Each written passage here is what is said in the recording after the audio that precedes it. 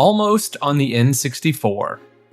A little known fact is that what is seen as PlayStation 1's poster child today was almost a Nintendo 64 game at first. According to reports, Square Enix knew that the next generation of consoles they would have to develop would be for either the Nintendo 64 or the PlayStation 1. Initially, the experimentation began with the N64, and according to Yoshinori Kitase and Tetsuya Nomura, they never developed the game for the console, and instead tried to test the hardware at first. During these testings, they used the Behemoth as a test, and it was a 2000 polygon model. Once the character was animated, the frame rate was a bit too low, and that was when the team realized that it would not be able to realize their vision properly on the Nintendo 64's hardware. Thus, all of the work that went into testing on that console was scrapped, and the true development began for the PlayStation 1. There is some debate about what other factors contributed to this, but sources are a bit complicated. But one important thing to note that does seem to have some backing is that the game would have required far too many cartridges to fit on the device, which became another problem that made the discs on the PlayStation 1 seem like a far better option. Compilation of Final Fantasy VII. FF7, like other numbered entries within the series, is set in its own continuity and represents a larger universe that is much more than just a single game. To give this category of games an official name, Square Enix titled it Compilation of Final Fantasy VII, which includes a large number of canon projects that add to the overall story of the franchise. These projects include Before Crisis. The first part of the compilation is, of course, Final Fantasy VII, the main video game itself, in 1997. Then we had a 2004 mobile game exclusively released in Japan called Before Crisis, which serves as a prequel to the first game and takes place exactly 6 years before the grander story begins, focusing on the adventures of a group of covert operatives called Turks, who work for the Shinra Electric Power Company and fight the rebel group Avalanche. It was the first major Final Fantasy game for mobile devices and featured both single-player and multiplayer gameplay. Fortunately, fans did manage to translate it over the years, and it is now available on PC for those who are interested. Maiden Who Travels the Planet. In 2015, we had a novella written by Benny Matsuyama of the studio Bent Stuff that was published in the Final Fantasy VII Ultimania Omega magazine. Originally called Hashi o Meguru Otome, it is commonly known under the translated name The Maiden Who Travels the Planet by the fans of the series. It is about the events that occur within the lifestream from Aerith Gainsborough's point of view since the time of her death and up to the ending of Final Fantasy VII. As you can expect, it is emotional and expands on the meaning of the existence within the lifestream, and is divided into 7 chapters total. Throughout the story, she meets the spirits of Jessie, Biggs, Wedge, Dyne, President Shinra, Professor Hojo, and Zack. Though it was originally in Japanese, fans have also translated this into English over time. Advent Children. Also in 2005, FF7 Advent Children was released, which is a fully CGI movie that takes place 2 years after the events of the original game and deals with a trio of characters that kidnap children, while an unexplained disease affects Cloud Strife, who must then rescue the children while battling his own mortality. Many characters, such as Tifa and Sephiroth, make an appearance in the movie as well, and it contains many references to the game itself. The action sequences, graphics, and character designs of the movie are praised by the fanbase, but unfortunately many consider the movie's pacing and storytelling to be less than favorable. And critics also complained that it relies too heavily on people playing the game and might be incoherent otherwise. Nonetheless, it does have a fan base that enjoys it, And as a response to the criticism, an updated version of the movie, called FF7 Advent Children Complete, was released as well, which added 26 minutes of new and expanded scenes, and some of the CGI work in the movie was improved as well, which was praised by fans. Advent tie-ins. There were 2 tie-ins to Advent Children that were both canon and further increased the overall storyline of the Final Fantasy VII universe, and they both came out in 2005. The first one was a single anime episode called Last Order, which was shipped with a limited number of the Advent Children home release. This OVA serves as an alternate version of 2 flashbacks that are in the FF7 game, which shows us 2 events that occur before the main game begins. One of the events is about Sephiroth destroying a village, and the other one shows Zack and Cloud escape from the Shinra Electric Power Company. These flashbacks are narrated by none other than Sing, the leader of the Turks. The second tie-in is a series of short stories called On the Way to a Smile, which is set between FF7 and Advent Children. These stories focused on Denzel, Tifa, Barrett, Red 13, Yuffie, Shinra, and the Lifestream, which added a lot of context for these things in the game. And additionally, the Case of Denzel story was adapted into a short OVA animated by A1 Pictures and released with the special Advent Children Complete home release. Interestingly, this Denzel OVA wasn't made until 2009, whereas in written form, it existed back in 2005 as well. Snowboarding. Still in 2005, we have Snowboarding, which is a mobile game that is a remake of the popular snowboarding minigame Near the Icicle Inn, and lets players control Cloud Strife as he snowboards down tracks, dodges obstacles, does tricks off ramps, and collects balloons. The Chocobo theme plays in the background as Strife proceeds down the levels. Dirge of Cerberus. Finally, in 2006, we had a proper PlayStation 2 game called Dirge of Cerberus Final Fantasy VII. This game takes place 3 years after the original FF7 game and focuses on the character of Vincent Valentine, who is targeted by Deepground, a mysterious organization that wishes to resurrect a creature called Omega who can destroy the planet. It was the first shooting game in the series and was built around a third-person camera, which was very different to what the original Final Fantasy franchise normally had. It received mixed reviews, as many praised its story, but not everyone liked its gameplay and overall atmosphere, which feels somewhat different to what everyone had expected. Nonetheless, it's considered a decent part of the canon. DOS Lost Episode.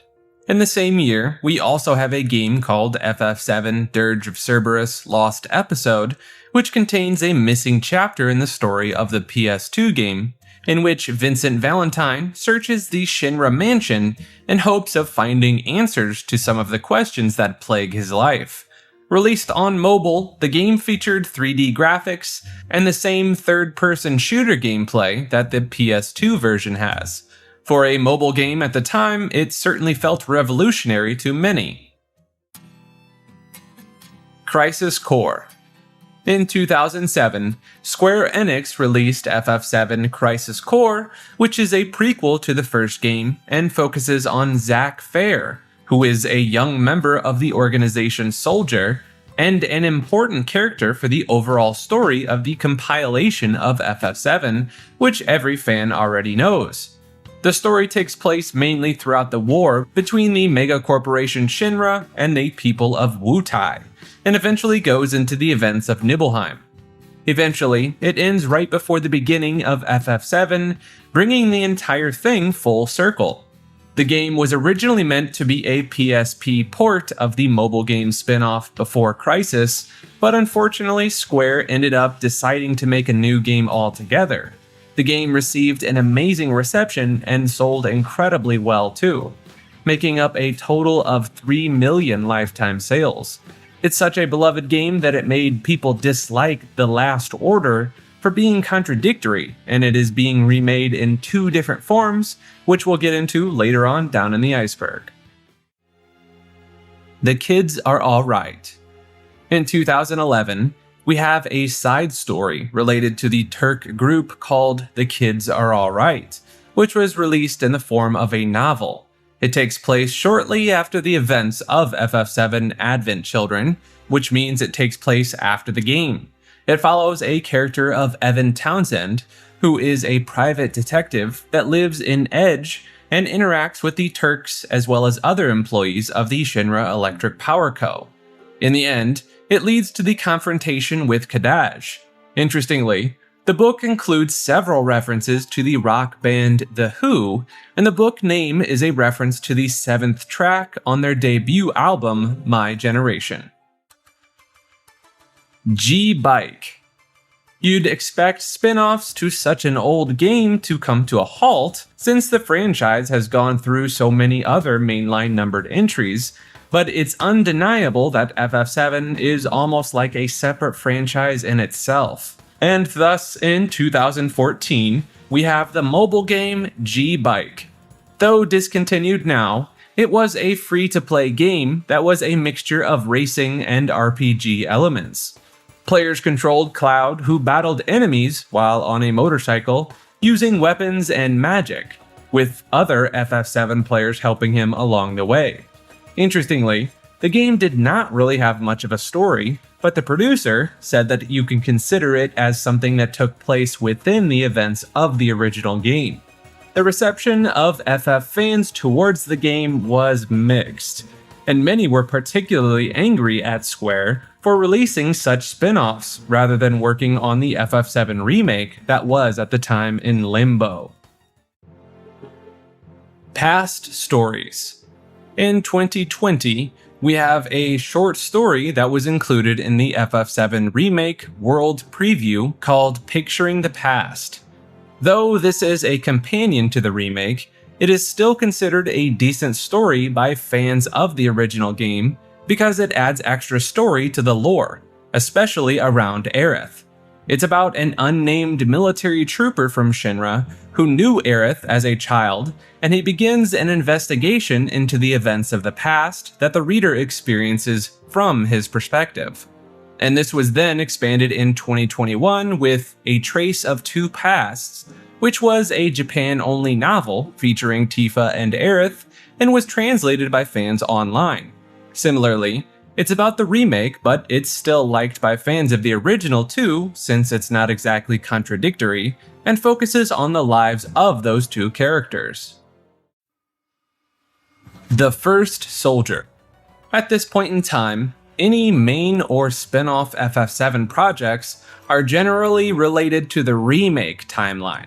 However, we do have an exception in the form of FF7 The First Soldier, which is a free-to-play battle royale multiplayer game released on smartphones, and it does not carry the remake title specifically, though you can consider it a companion to both continuities. It's a prequel to FF7 and takes place 18 years before the events of the main game, long before Soldier was established as a powerful group.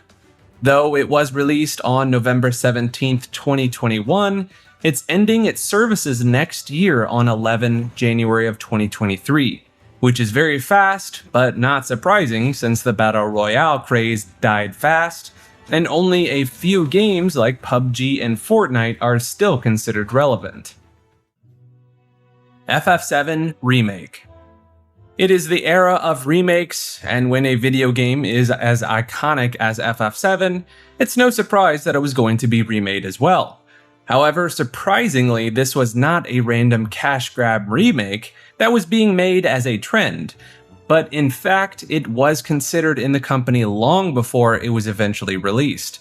A remake for the game was conceptualized as early as the PlayStation 2 days, since the gap within the graphics of PS1 and PS2 was quite massive. It was abandoned early on due to how much work would have been required, and the fact that Square Enix was busy with developing sequels to the franchise. Eventually, There was a PlayStation 3 tech demo that showcased the openings of FF7 in modern-day graphics with high-definition polygons. Fans quickly wanted a remake and hoped that this tech demo is a sign of it, but Square Enix denied that they were developing anything. Finally, a remake was green-lit after the FF producer broached the subject with Kitase, Nojima, and Nomura, all of whom were getting older but did not want completely fresh blood to make the remake because they wanted to make sure that it still contained the heart and soul of the original, even though it was being made for a new generation. Eventually, the game was released for the PS4 in 2020 and later found its way onto the PC. The reception of the remake has been mixed, as many fans did not like the changes to the storyline, but it did manage to sell greatly and gain new fans over the years. Since its release, an updated version called Remake Intergrade was released with an additional story chapter and 2 sequels, one called FF7 Rebirth, and an unnamed conclusion to the trilogy are in development as well. Unlike the original game, the story of the remake was split into 3, as the developers decided that it would feel too rushed to include all of the game in one project due to its massive scale. Crisis Core Reunion. As a tie-in to the FF7 remake, we have Crisis Core FF7 Reunion, which is a remake of the PSP game that served as a prequel to the original game. Though normally remasters just update the visuals of a game, Reunion was teased as, quote, more than a remaster, which includes fully voiced dialogue, newly arranged soundtrack, vastly updated graphics for current generation consoles, and many fans speculate that it might have some differences to better fit the canon of the remake timeline as well, though it is not yet confirmed. FF7 Ever Crisis. The remake is one of the most discussed games of this generation, and while many like it, some people have a problem with it for not having the same storyline as the original game. And of course, it does not cover the entire compilation of FF7 either, as it had too many projects. Well, for them, Square Enix announced a mobile game called FF7 Ever Crisis, which is an RPG developed in the older style of Final Fantasy games, including the chibi art style of the original FF7, though cutscenes and battles have normal models.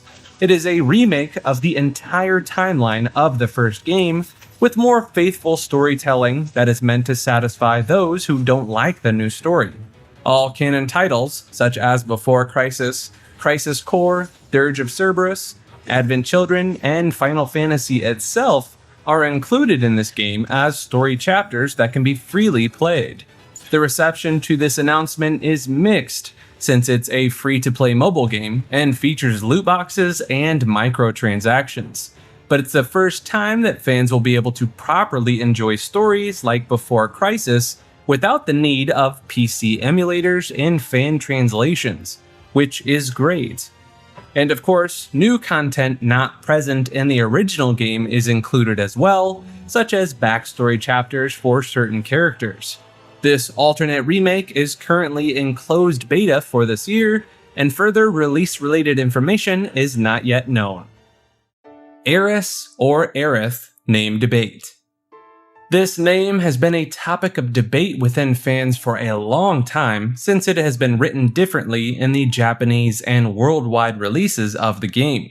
Originally, her Japanese name was written as Arisu because the T and H noise is missing in the Japanese language, and thus the name was appropriately written in a different way.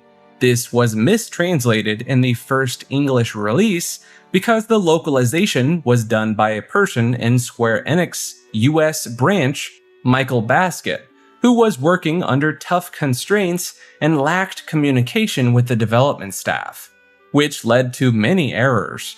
Eventually, her name was fixed back to Aerith in Kingdom Hearts, Crisis Core, Advent Children, and the FF7 remake.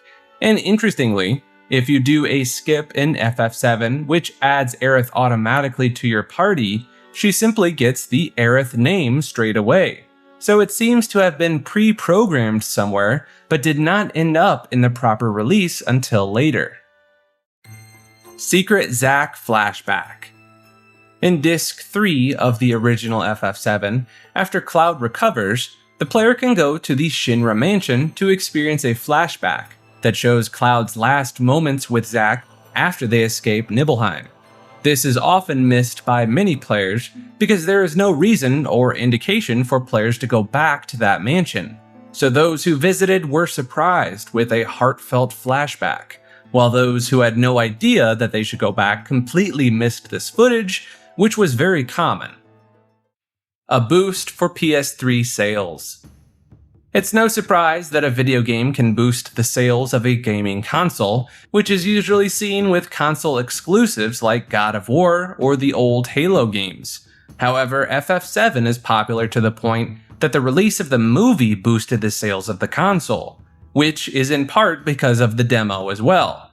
What essentially happened was that although the PS3 was performing decently after its release, it received a massive boost of up to 57,000 unit sales within the week of the release of FF7 Advent Children Complete. Since the movie came out in the Blu-ray format, it was generally a better deal to buy a PS3 to get a free Blu-ray player as compared to just buying it separately. And the movie did have bundles with the console as well, which helped a specific model sell extra well. When you compare this to the week before the movie's release, the PS3 was selling only 17,000. Additionally, a number of 800 people who purchased the Blu-ray of the movie and the PS3 bundle were able to see a special screening of the movie in the Sony building in Tokyo. And last but not least, the final incentive for this to happen was that a demo for FF13 was included in the disc. With all of these factors combined, the franchise was a great source of success for the PS3. Ehrgeiz, God Bless the Ring. A 3D fighting game called Ehrgeiz was released for arcades in 1998 and later ported to the PlayStation 1 in 1999. For Dream Factory, it was published by none other than Squaresoft. The word Ehrgeiz means ambition in Germany, and it happens to be the name of Zell's most powerful weapon in Final Fantasy VIII. But this is not all. There is a reason behind why this game is on the list, and that can be seen on the box art itself. Cloud Strife is advertised as one of the main characters of the game in promotional content, and the cast of the game includes several other FF7 characters as well, such as Tifa, Sephiroth, Vincent, Yuffie, and even Zack. Some of them are only available in the PlayStation 1 version of the game, while Cloud and Tifa are in the arcade as well. Several other references to FF7 can be found too, such as weapons, a boss called Django, who looks similar to Red 13 in alternate colors, movesets that resemble FF characters, music from the game, and some merchandise that also featured characters. It's not a very widespread game that too many people know of, but it's a treat for those who like fighting games and the world of FF7. FF7 connected to FF10. Yes, it's time to address one of the most controversial debates of the FF franchise, which is the question of whether FF7 is a prequel to or set in the same universe as FF10 or not. Let's start with the basics. In FF10-2, there is an Al-Bhed character called Shinra, who is a young inventor with a unique appearance in which he wears a complete outfit with a mask on top of it. If you engage in a conversation with him close to the end of the game, a cutscene plays in which he tells the main character that he is researching the planet's life force, and that it might be possible to one day harness this energy and use it to power cities. Though it's an exciting concept, he warns that it would take generations for this to be possible. As we know, the Shinra Electric Power Company uses the Life Stream, which is also known as the planet's life force. It creates an energy called Mako that powers entire cities. So not only do we have the same name for Shinra and the company, there is the fact that the young boy from FF10-2 is working on the same concept as well. Lastly, this is further cemented by the fact that in FF7 Remake, you can find an image of the Shinra board, and one of them is wearing the same mask as the boy from FF10-2. Now, the one thing we know for sure is that Square Enix purposefully connected these two games together with the idea of Shinra.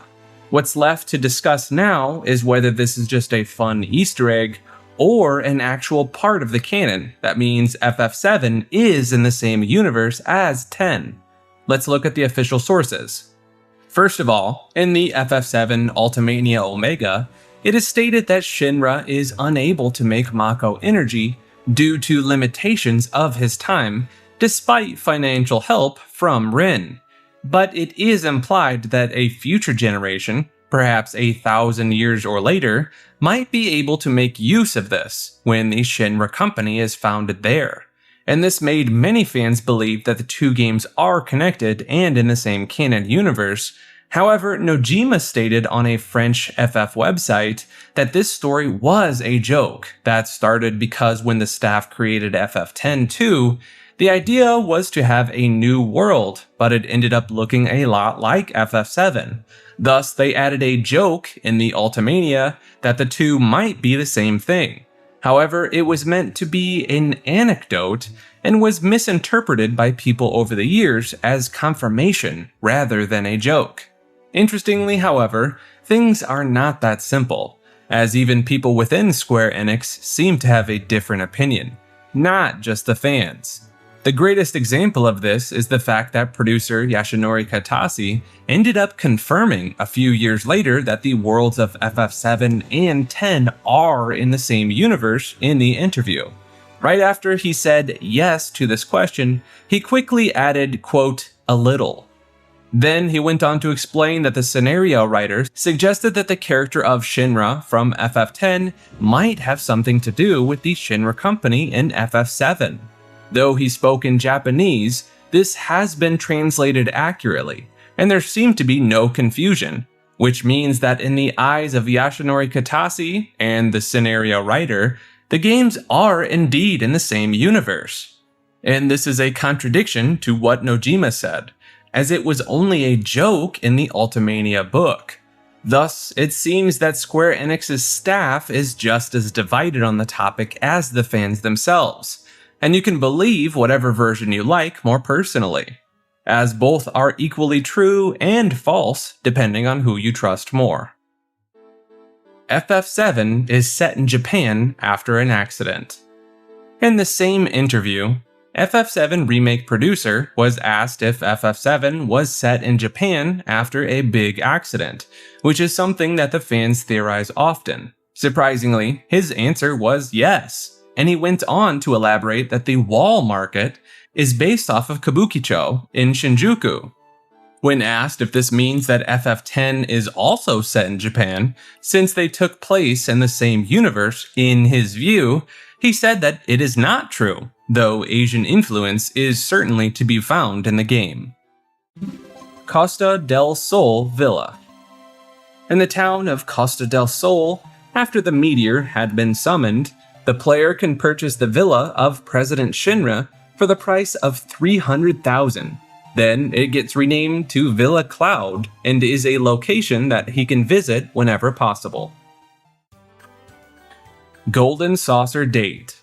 When the player visits the Gold Saucer for the second time in the plot, they can take one of these side characters on a date with them. Who the player takes on a date with them is determined by actions and dialogue choices, which basically means that the person with the highest companion score will go with you. This can be Aerith, Yuffie, Tifa, and even Barret. Most players go on a date with Aerith because she is the easiest option due to the fact that the player naturally has higher points with her.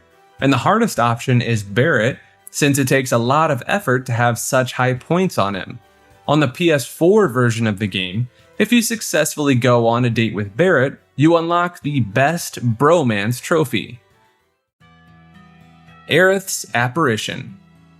At the Sector 5 Slums Church, the player can encounter Aerith's ghost as a one-time event that is both seen as a glitch and as something that was implemented but without completion by the fans. This activates after the player defeats Genova Life, but you can't go to Midgar yet. So the only normal time to see this is after Cloud has been saved from Mideel. For some reason, this event never occurs if the player talks to the innkeeper during the calm flashback, and it's unknown why this happens.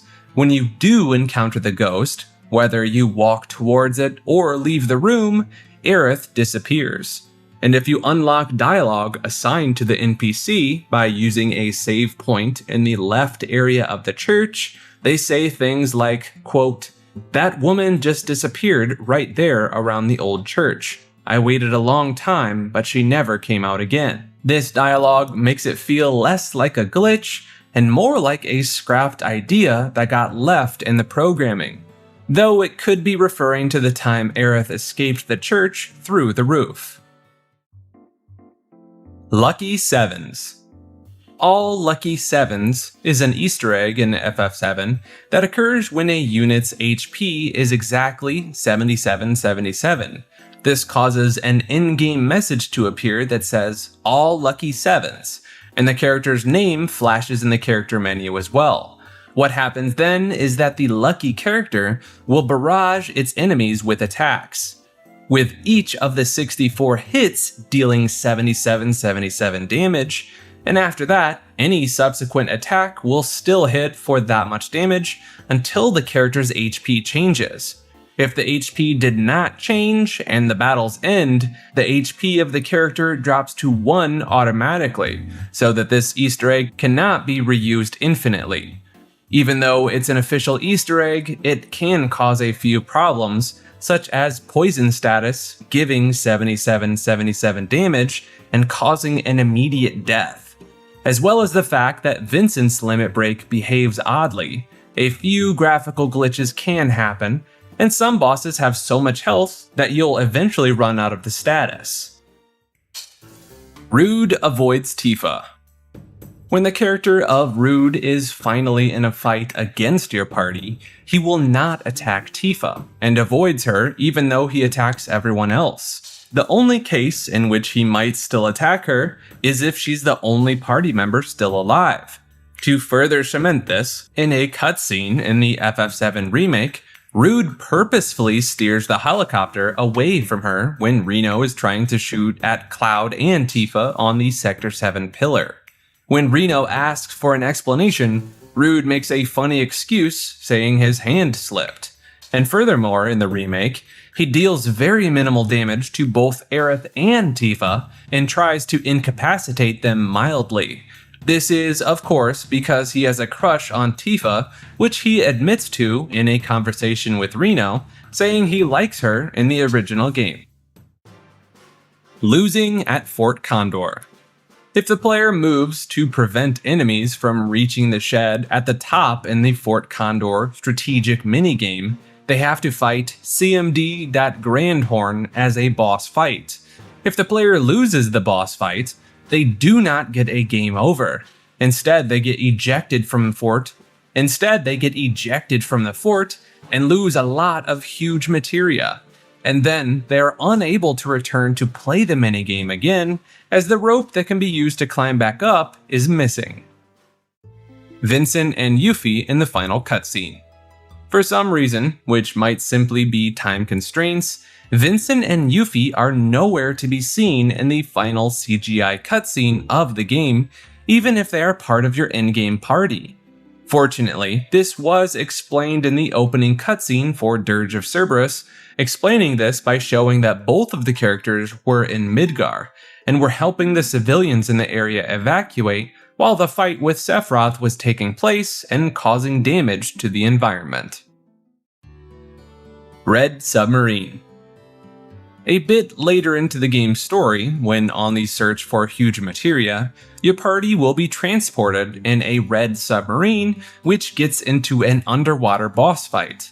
If your submarine is destroyed, you will be rescued by Mr. Dolphin and washed up on the shore. Fortunately, you can still get another red submarine by going to the Junin submarine dock and taking an entryway, which was previously guarded by a dog. There are several complications that can occur if you get the same color again, as it becomes very difficult to get the other ones, especially Bahamut Zero. Kefka's Laugh. If the player goes over to the spooky ghost hotel in the Golden Saucer and talks to the jack-o'-lantern in one of the rooms, you can hear a slowed down version of Kefka's Laugh from Final Fantasy VI. The FF7 version is, of course, somewhat creepy and not like a simple clown laugh in the previous game.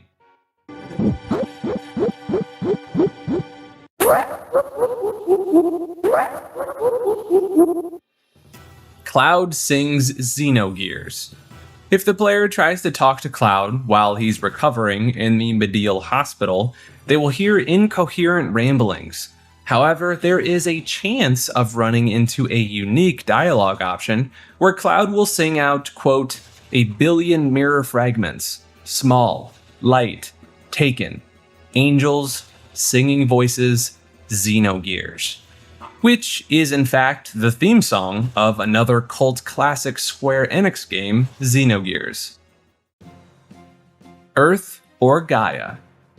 Normally, the planet on which FF7 takes place is never named, and is simply referred to as the planet, and it does not look much like Earth when you look at its map.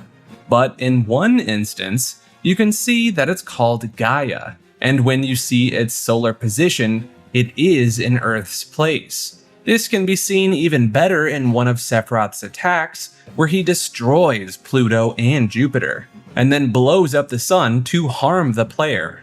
As the final part of his attack makes its way into the planet, and of course in all the future promotional content, especially for Advent children, it was outright called Gaia.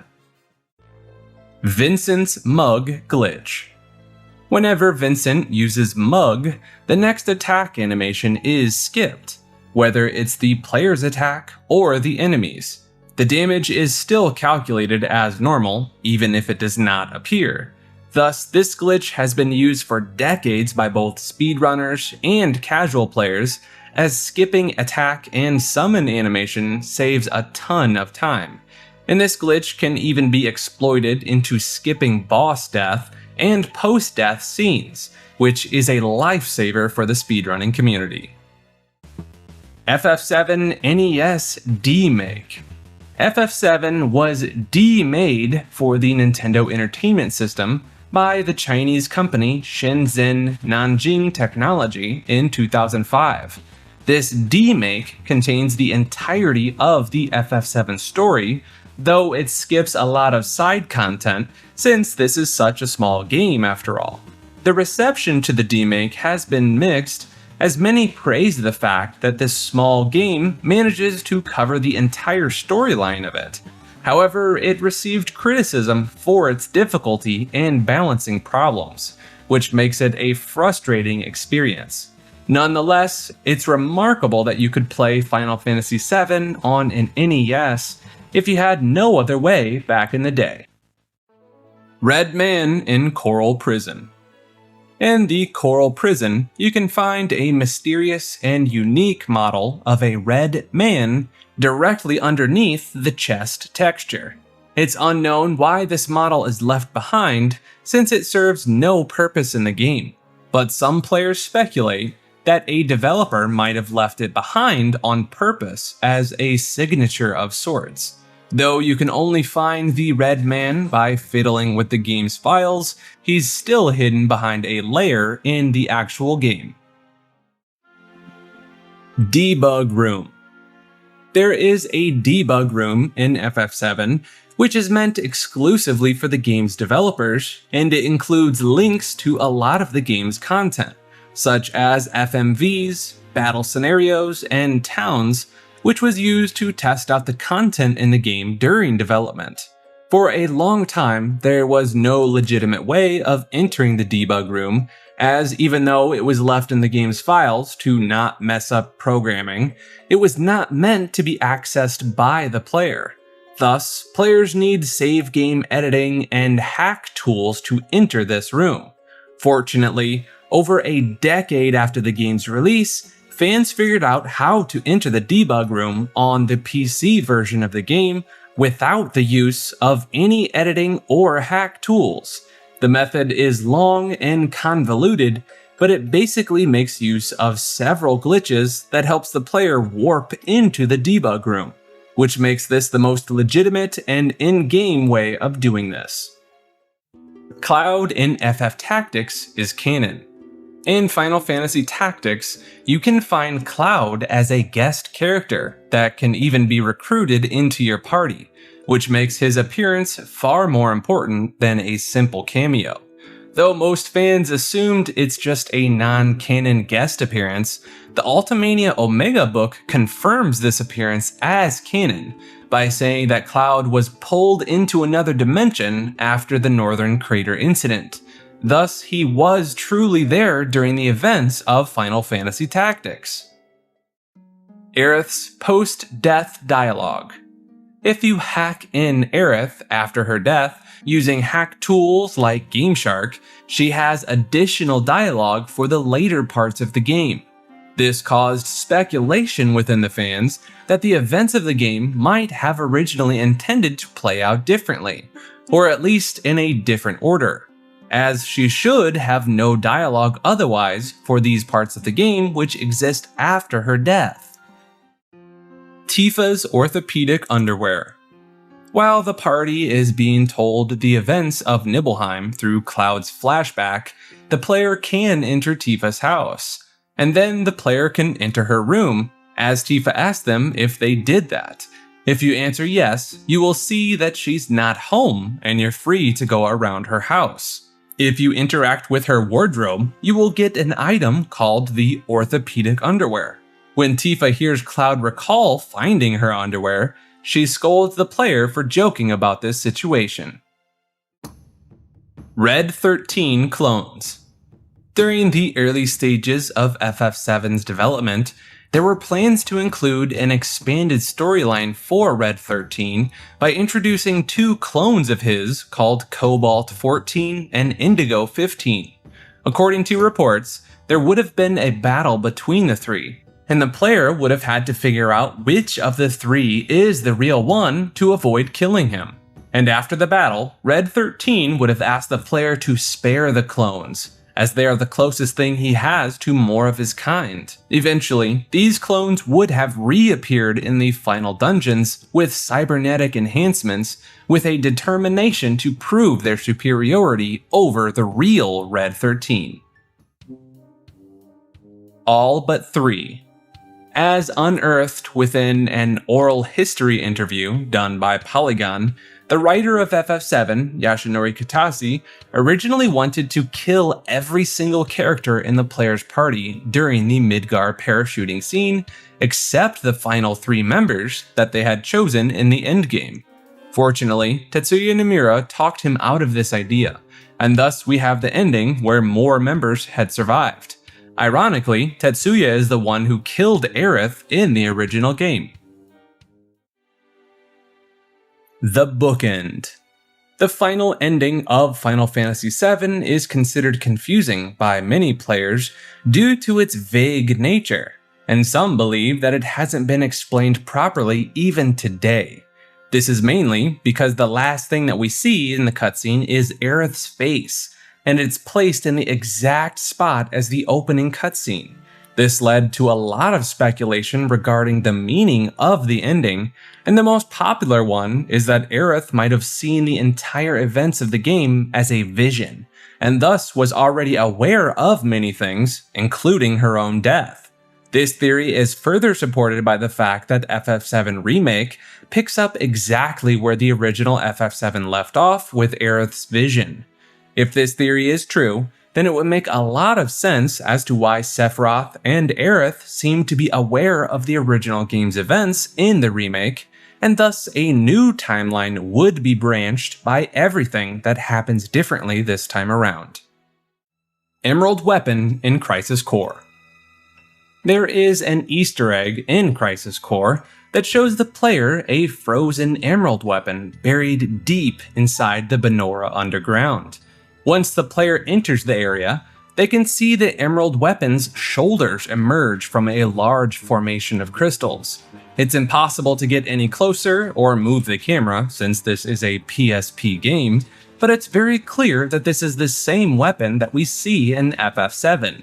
Interestingly, you can spot this again in the background of Mission 966 during the battle against Superboss Minerva. In the Crisis Core Complete Guide, it is stated that the Benora mining site was closed by Shinra after they discovered the frozen emerald weapon and built a village around it to hide their discovery. Cloud in Kingdom Hearts. Cloud appears in the Kingdom Hearts series, and his primary goal for doing so is to look for Sephiroth across different worlds, as he hopes to solve the grudge between them. In Kingdom Hearts 1, he can be fought as a boss in the Hercules Cup, and when he's defeated, the player receives a unique metal chocobo keyblade as a reward. He then appears in the Chain of Memories game in the Colosseum, and this time he is constructed from Sora's memories. Then finally, he appears in Kingdom Hearts 2 wearing his Advent Children outfit, and this time he is seeking to defeat his darkness, which is embodied by Sephiroth. Eventually, he finds Sephiroth, and the two engage in a battle that ends with them disappearing once Tifa gives Cloud her light to empower him, even though Sephiroth insists that darkness suits Cloud better. Eventually, Tifa says that she will have to keep looking until he is back. In an interview, Tetsuya Nomura stated that although Cloud makes a big deal out of looking for Sephiroth, he is running away from his guilt and worries that he cannot protect the people he cares about. Secret Cow Level. In the 2012 PC re-release of FF7, in the Northern Cave you can activate this Easter egg. By using the save crystal in this area, the name of the area in the menu changes to the Secret Cow Level. There is no difference in gameplay after this happens outside of the name change of the area, and this is actually a reference to the popular action RPG Diablo 2, as that game includes a secret cow level that can be accessed by creating a portal.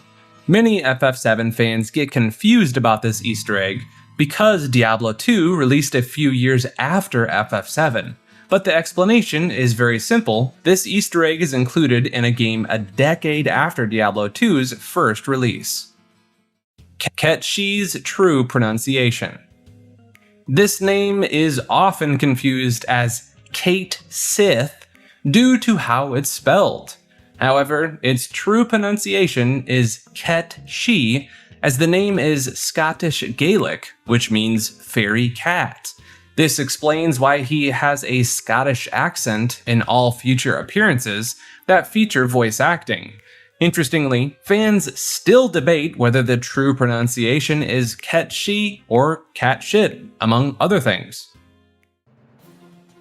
The Cheese Weapon.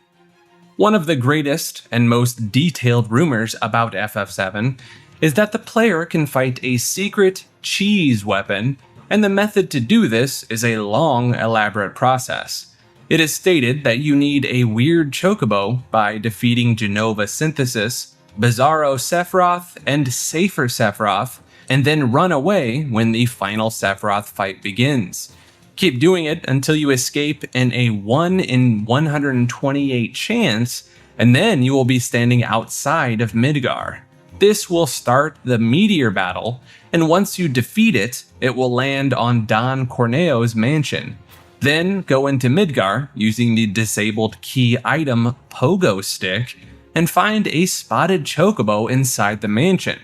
Eventually, the player will ride the chocobo into Rocket Town, and once you run 10 times around it, you will enter Disneyland, which is a special gold saucer with Disneyland costumes. Then finally, you'll enter a hidden area where Barrett grew up, and your party will take you to Costa del Sol, where Sid is having a kegger in the house with everyone else.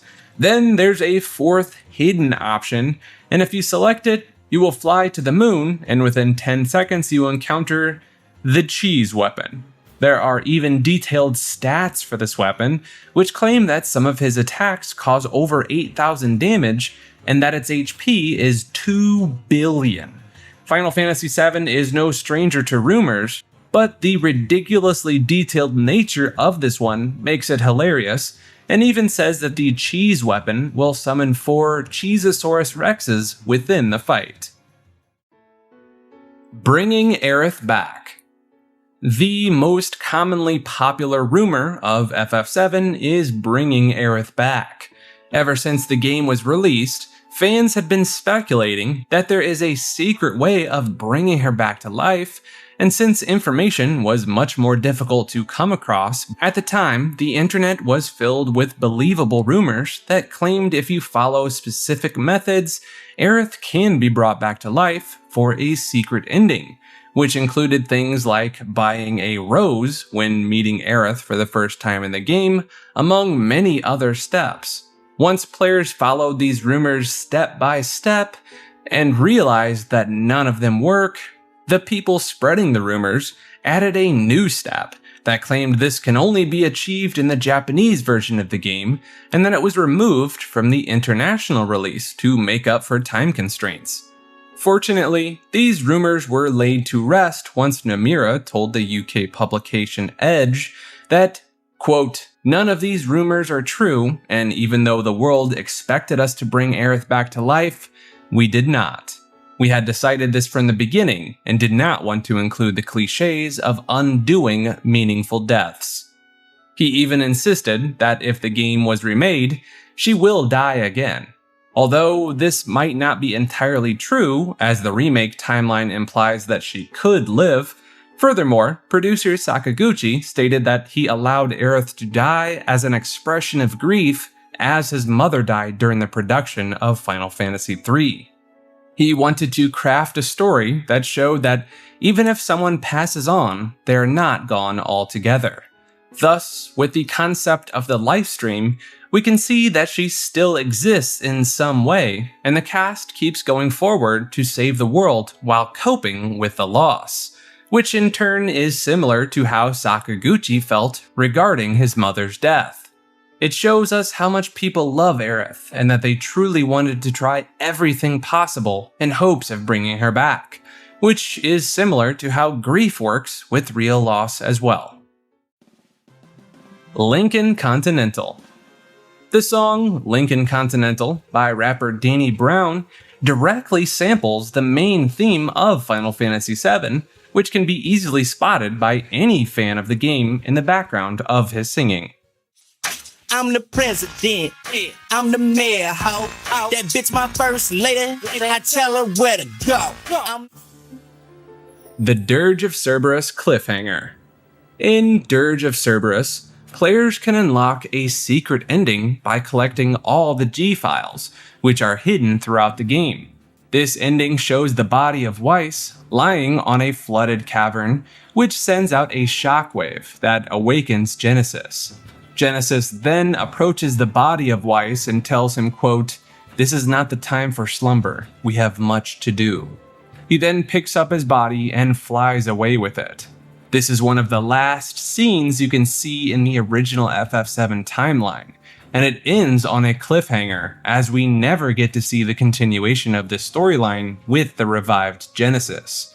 There is a lot of debate regarding what the ending meant, such as whether Genesis is a good guy or not.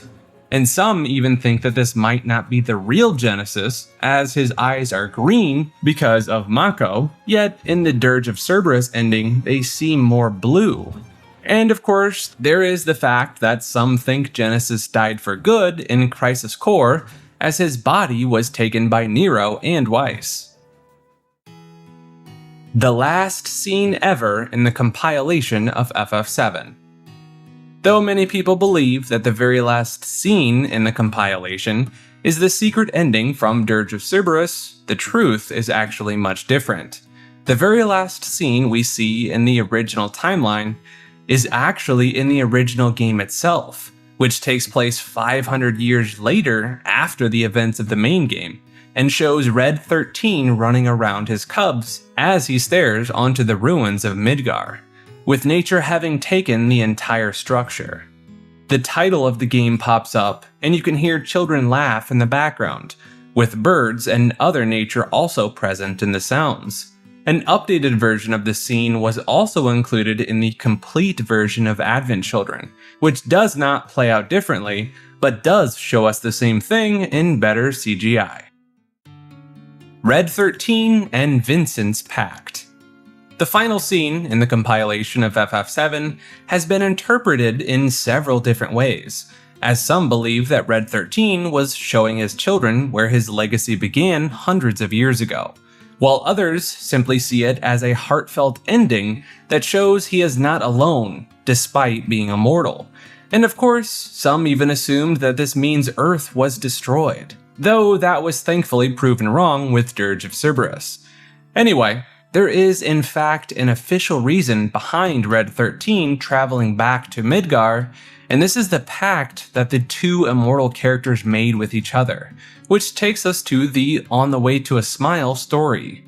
In that story, one of the chapters deals with Red 13, and he feels sad that he will outlive all of his friends. He meets Vincent, and they discuss their futures, in which Vincent too reveals that he is immortal. Eventually, the two of them make a pact that they will return to Midgar every year and talk about their past and other experiences. And since we've seen that Vincent is alive at the end of Dirge of Cerberus, it makes perfect sense that Red 13 is traveling back to Midgar in the final ending of FF7, because he is on his way to meet Vincent, as both of them kept their promise even after centuries have passed. This is a heartwarming way to end the series, and nothing short of beautiful. Ares-Zilla and Hades. Remember the debug room we spoke about? When you think about it, it's quite a creepy place that takes place in a void and has lifeless models of characters spread around it. And the developers seem to be aware of this fact, as they added an extremely creepy in-house joke since this menu was never meant to be accessed by the player. So you have to look for Room 10, in which you will find a giant Aerith, who is dubbed Ares-Zilla by fans due to her enormous size. She can warp you to places similar to the entry menu.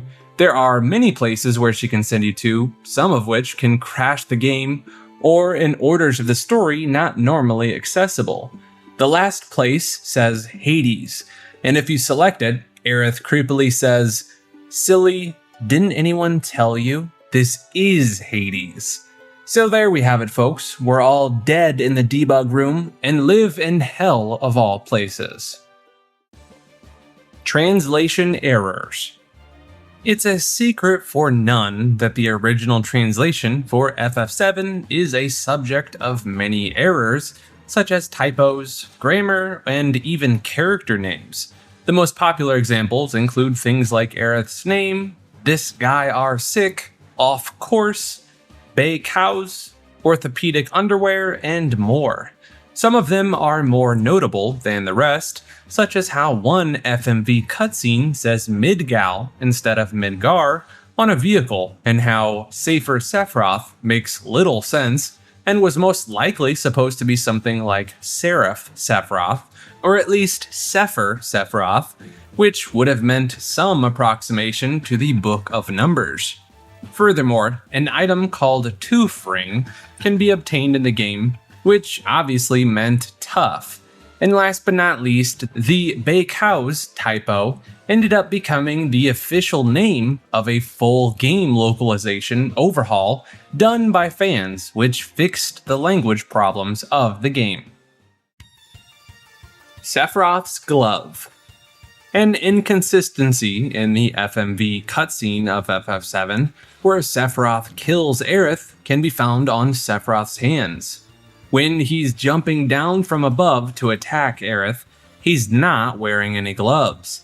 But when we see him stabbing her, he does have gloves on his hands, which he somehow put on in a split second while simultaneously attacking the poor woman. Another inconsistency is that before she is stabbed, she is facing towards the stairs, and Sephiroth is too, as he is dropping down. But after Sephiroth stabs her, they are both facing away from the stairs. My Bloody Valentine reference. You can find several posters of Loveless, which is an epic from the world of Final Fantasy VII. Though the poster has been altered over time, the original version of it is a reference to an album by My Bloody Valentine, which is considered some of their best work. The woman on the Loveless poster seems to resemble their singer-slash-guitarist Belinda Butcher, and you can even notice the Bloody and Valentine text on the left side, which makes it less of a subtle Easter egg and more of an outright nod to the Irish band. Genova's original concept. The concept of Genova in early drafts of FF7 is fairly different to what we have in the final product. According to the Ultimania Omega, there were going to be 2 more boss fights between the Cosmo Canyon and Nibelheim, and one in the Temple of the Ancients. And the Sephiroth clones were not going to be individual people infected with Genova cells, but rather pieces of Genova floating in air and hiding under cloaks in the shape of people. And the most notable difference, among other things, is that Genova was originally meant to be a certain region of the human brain, and thus a psychic power rather than an extraterrestrial being like the final product. There are several other details, which are quite long and worth a read in the book. And lastly, it's worth noting that this original idea of Genova being a psychic state of mind was later used in the Parasite Eve and Xenogears video games. Relations to the real world. Even though FF7 takes place in a vague version of Earth, which is very different and does not seem to have many relations to the real world, there are a few interesting things that make them similar to each other.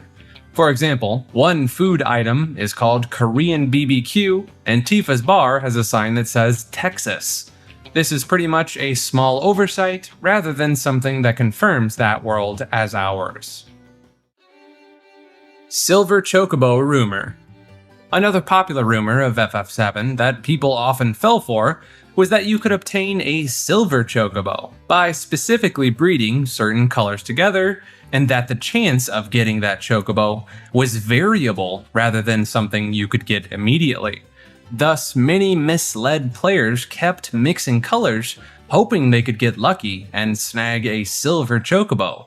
But since the game has been data mined, it is without a doubt that the silver chocobo does not exist unless people hack the colors on the PC version. Funnily enough, the silver chocobo was later added to FF13-2 as a recruitable monster, though this most likely just happened to be on its own thing rather than a reference to the FF7 rumor. Tifa and Cloud lovemaking theory. There is a fan theory that Cloud and Tifa had romantic relations under the High Wind when they spent the night together, though generally it seems that they simply spent the night next to each other rather than doing something more naughty together. Interestingly, the original plans were to make it less vague that they might have done something together, according to a source from the 10th anniversary Ultimania, which states that following a fad, Cloud and Tifa would exit the ship's chocobo stable, and Tifa would check around to see if anyone had seen them. But this was eventually rejected for being too, quote, extreme. When you factor in the fact that Tifa acts shy about spending the night with Cloud, it does feel like they might have done something, at least in the original drafts, even if not in the final product. 1/35 Soldier Rumor. There is an item in FF7 called 1/35 Soldier that does absolutely nothing. It can be won as a prize at the Speed Square, and 2 of them can be found at Junin. Since the item does nothing, the fact that it's called 1/35 made fans believe that if you collect 35 of them, it would finally become a useful item, which seems to be something the devs might have intended to happen as a joke by giving it such a name. As we know today, no matter how many of this item you collect, it remains useless. Funnily enough, it was added in 2 more games, which are Final Fantasy Record Keeper and Final Fantasy Brave Exvius respectively, and fortunately it was not useless in these games. Tobal No. 1 FF7 Demo. An old and not very popular PlayStation 1 fighting game called Tobal No. 1 included an early demo for FF7. There are several differences between this demo and the final game. The first one is that it starts with an opening that shows us stars, and there is text explaining a little bit of context for the story, which is then followed by the usual Aerith cutscene that we normally know and love. Other notable differences include different music, slightly lower graphics, Aerith is playable in places where she shouldn't be, and Cloud swings his sword the wrong way. And of course, Cloud looks kind of angry for some reason in this character model. The removed Honeybee Inn content. The Honeybee Inn is a funny but uncomfortable place in FF7, which is quite infamous for the scene that follows once Cloud Strife is inside. However, what we did get in the final game is a toned-down version of the original concept, which was going to be more direct about the brothel nature of the place. First of all, there was a reception area which had pictures of girls on the walls who were meant to be escorts, and the music used in this scene is unique. Later on, there is a part where a customer faints after a honeybee blows a kiss to him, and then later goes back to her dressing room. There are a few other things, such as extra rooms, deleted dialogue and scenes, and most interestingly, there was even going to be mention of prices and what people would be able to buy with them, such as simple chat and then other more suggestive acts. And one very strange instance includes a scene where Cloud can ask a girl for her underwear, saying, quote, "Please lend me your panties for a dangerous mission," among other creepier lines. The Honeybee Inn is notable for having the most deleted and dummied content out of the entire game. Ghost Cloud. In an area within the Honeybee Inn where Cloud is asked to pick a room, there is an unused scene in which a ghost version of Cloud called Zax is holding a Buster Sword and steps out of him. The screen turns red and a high-pitched sound effect is heard, which is similar to what Cloud has in the Mako reactor before setting the bomb near the beginning of the game. FF7 CG Collection DVD. There is a unique DVD with this name, which is incredibly rare as of today and is sold for an incredibly high price since only a few people own it. It's an official video disc that contains all of the FMV cutscenes of the game in very high quality, which is incredibly superior when compared to the PlayStation 1 and PC versions of the game. Though very hard to come across, fortunately it has been purchased and uploaded on the internet by fans of the game. FF7's secret 4th disc. FF7 has an international version that is ironically Japan only, which comes with a 4th disc that even hardcore fans of the game are not aware of, since it only worked on the Japanese region format, and there weren't too many of them printed by Square Enix. This disc contains a lot of extra content that is a treat for fans of the franchise. The primary thing you can do in this disc is that it comes with a model viewer, which lets you see unique angles of Final Fantasy VII's in-game locations, and they have a higher quality than what you can normally see in the backgrounds of the game. Not only that, you can zoom out to extents that was previously not possible, and dozens of items from the game can be seen in very high quality in the 3D model viewer, which includes things like cars, which you normally don't even see too much in the game. Last but not least, you can find tons of behind-the-scenes content that includes some beta footage, among other things, that is nothing short of a reward for fans. Even the music of the disc is amazing. The Hidden, Forgotten City cutscene. After Cloud rejoins the party on Disc 2 before Bugenhagen comes with you on your journey, there is a ridiculously hidden cutscene that many have not yet seen. What the player needs to do is approach an area early on that is later used for water projection. The characters stand at a certain spot and talk to each other, and Cloud says that this place is similar to the live stream. The second and third party member say mostly the same thing, aside from Yuffie saying her head is about to pop. There is no indication or motivation to visit this field at this specific time in the game, so most people miss this area and the obscure cutscene entirely. The Mystery Panties. A disabled key item in FF7 can be found, which is mysteriously a pink panty. Fans have speculated what it could belong to until it was finally confirmed by fans to be related to an event in the Honeybee Inn. Cloud is tasked to collect items to cross-dress so he can infiltrate the place, and the items would have included these pink panties as well, in which Cloud could have taken and worn as part of his disguise. Originally, they are believed to be Tifa's panties, but they turned out to be Marlene's. This was later discussed on page 569 of the FF7 Ultimania Omega, in which Nojima mentioned that they were going to add the panty in among other things that we've already mentioned in this iceberg. But it was removed later on for being too extreme. There was also going to be a line that broke the fourth wall saying, quote, "We apologize, but the following content contains material unsuitable for the general public," which can be found in the game's files. Machine learning restoring quality. To fit the game on the PlayStation 1 and other limited hardware at the time, the images that form the background and overall world of FF7 were massively compressed so they can fit in the game, both in terms of size and generally in terms of hardware limitations. Unfortunately, there is no easy way to bring back the original quality, and fans have had to live with this for quite a while. However, thanks to machine learning, fans have managed to easily rescale the pictures used in the game and brought back the high-quality textures in the game's environment. With the Fan Bay Cows localization and the machine learning background environments, we have a free remaster all ready to go. The Real-World Sephiroth. Several years back in 2006, two fans of FF7 ended up naming their child Sephiroth. Talk about being dedicated fans, because even the most hardcore fans of the game would not do this.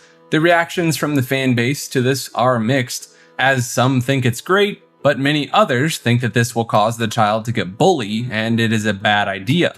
Whether the name was ever changed, or if the child was bullied or not, we do not know. But what we do know is, for a very long time, the real world had a Sephiroth as well. The Final Fantasy VII house.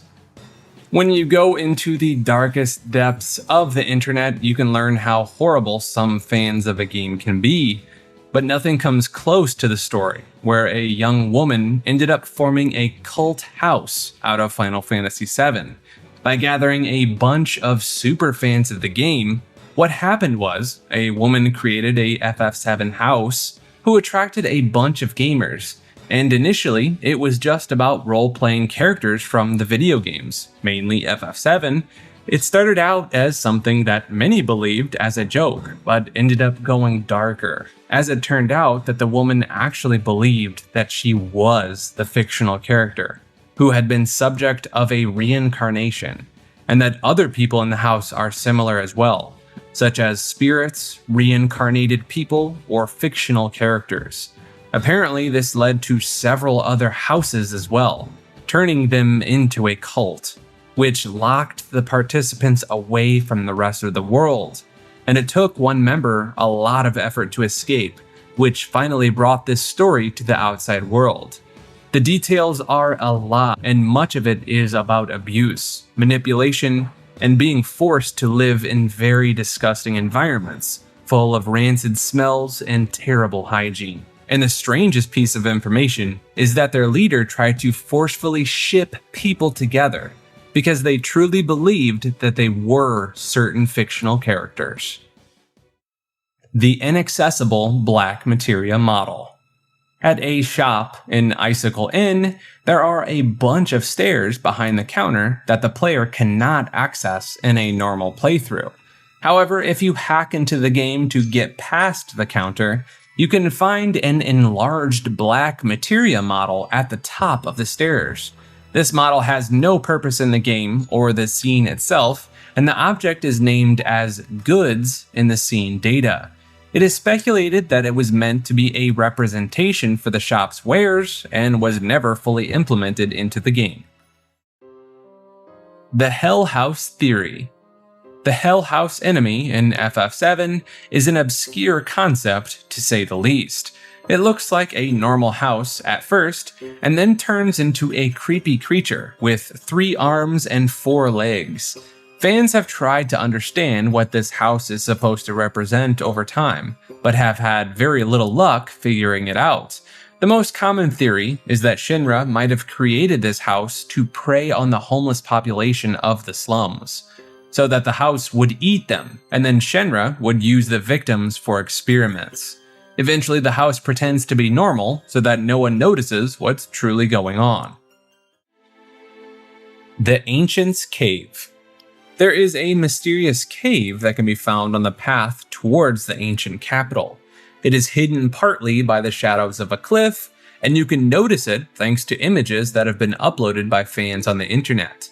There is a vine and a pathway leading to the cave, but surprisingly, there is no way to enter this cave in any way. People don't know what this cave would have featured, but some speculations refer to a scrapped resurrection area for Aerith, or some items like a hidden weapon for Cloud that may have been disabled later. And lastly, some fans believe it may have led to a scrapped mini-quest. The original Junin gas chamber.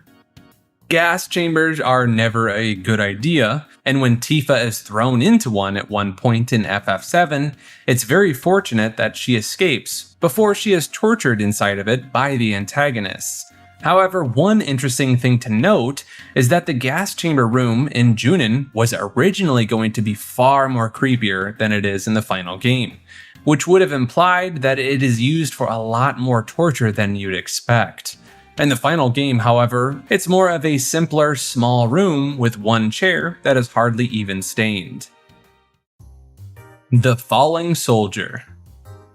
In the scene when Tifa is escaping Scarlet and her soldiers by sliding off of a large building, one of 3 soldiers on the right side simply falls off the building and is never seen or heard from again. What's also to note is that you can even see him struggle holding onto the building until his inevitable fall. Cut and unused content. As with any RPG, there is a very large number of cut content in FF7 that ranges from scenarios, dialogue, items, rooms, and more. Covering it would take a long time, so let's go over some of the more notable things. There is a lot of unused materia in the game's code, such as Booster, Law, Reflect, and more, which had their own stats, stars, and total AP. There are random textures that were never used for any models, such as alternate eyes for Cloud, where he is blinking. If you use a GameShark code to get rid of water on the world map, you can explore a glitched underwater map. There are unused enemy encounters in the game, aside from the scrapped ones previously mentioned, such as Ho Chu, which is a giant plant monster that would have shown up in the ancient forest in an inescapable battle, though it does show up in the main game in a different location. And another monster that would have shown up in a different location in the northern crater was Tonberry. There are some hidden enemy skills that are never used, which cost ridiculous amounts of MP and deal unfair amounts of damage as well.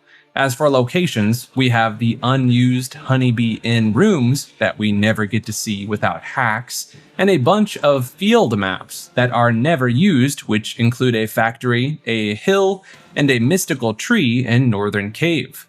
There are some unused music tracks, and of course, we've already discussed the demo version of the game's music that is not in the final release. There are tons of hidden notes in the game's graphics, which sometimes make no sense, and other times are alternate versions of what the final game has. And aside from debug, other removed pieces of text, one programmer added a message for his wife in Disc 3 that says, "Great special thanks to you, Ariko, from your husband, Hideji." Test 0, Guard Hound. In the Japanese version of the game, there is a test monster that the developers possibly forgot to remove from the random encounters in Coral Prison. The Test 0 monster uses the Ground Hound model and appears in formations of 4. There are no extra tools like Game Shark required to fight these enemies. They just appear in the game normally if you use the exact version of the game that includes this bug. They don't attack the player and instead just say, "It hurts," and begs for the player to stop attacking them. Either they are a creepy Easter egg or just something the developers forgot to remove. Outside of the original Japanese version, they can be fought without any hack tools. They appear as yellow triangles, according to some players, in the debug room if you find the exact battle encounter. The Knight of the Round fan theory. For a game like FF7, it's undeniable that there are a very large number of fan theories that have been cooked up for 2 decades. Some of them turned into rumors over time, but many remain believable theories. One of the most interesting theories is that the Knights of the Round are Cetra that defeated Jenova 1,000 years earlier. Since if you use them on either Jenova or Bizarro Sephiroth in the final encounter, this significantly increases the HP of the final boss encounter in the game, save for Sephiroth. It is stated several times that Jenova had landed on the planet 1,000 years ago, but was defeated by the Cetra. So, the reason that the HP increases so much might be as a reaction to seeing an old powerful foe that was victorious in the past. Scaling enemies. One of the more notorious aspects of this game is the fact that the enemy levels will scale based on your average party's level, give or take 20%. This was unlike many other RPGs at the time, which allowed your characters to level independent of enemy levels. The standard model would allow the player to grind battles to over-level their characters, essentially making challenging bosses or situations easier, sometimes making the battles completely trivial. But in Final Fantasy VIII, enemy levels would increase right along with your characters. This enemy scaling system was created as a way to combat this over-leveling strategy, providing additional challenge. Players would soon discover that intentionally keeping your party's average level lower, while capitalizing on the game's refining and junction systems, allowed players to absolutely trivialize a good majority of the game's battles. Thriller Dance. Many players noticed even on their first playthrough this notorious FMV early on in the game that heavily referenced the dance used in the music video for Michael Jackson's hit song, Thriller.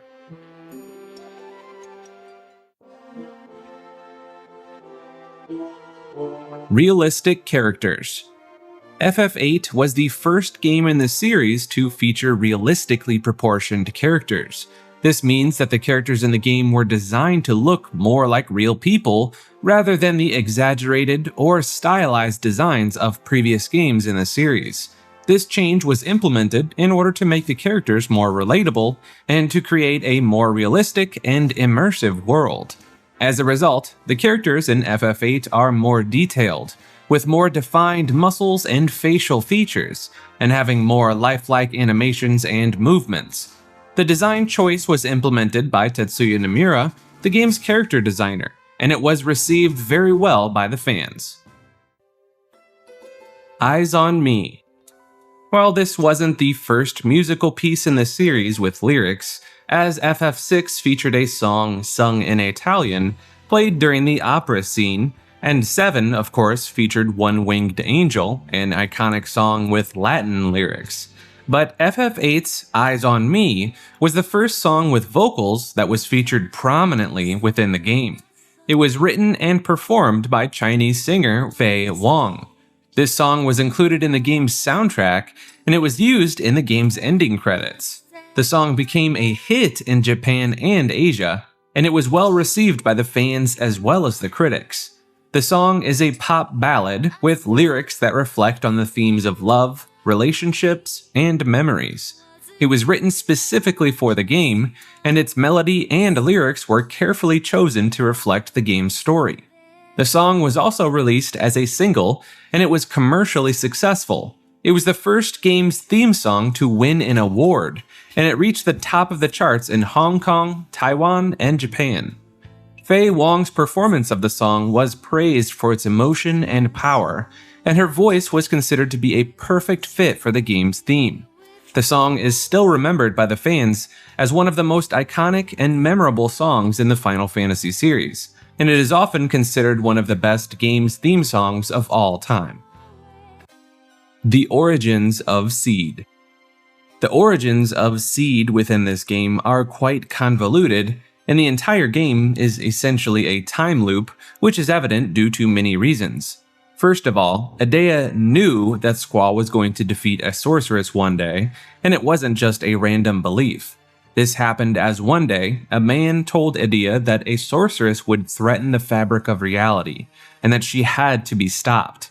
He told her that she and her husband needed to create a place called the Garden, and the sole purpose of this place should be to train students from their youth and into their adulthood to defeat the sorceress. Edea recognizes this man as one of the children in her care, who is none other than Squall, and knew that things would lead to this day eventually. She did what was instructed, and Squall would eventually grow up. He is then specifically assigned to the mission of destroying the sorceress, and the length of the game plays out exactly as we know with Squall and his party's journey. Eventually, when reality is being distorted during the pursuit of Ultimecia, who is the sorceress that they were all warned about, time compression sends Squall straight into the past by a mistake. There, he finds a younger Edea, and he urges her to take precautions about the threat of the future, which brings us back to the beginning of the time loop. In this full circle, Squall himself causes a younger self to be trained, and each time this loop plays out, he will once again do the same thing until the sorceress is defeated in different timelines.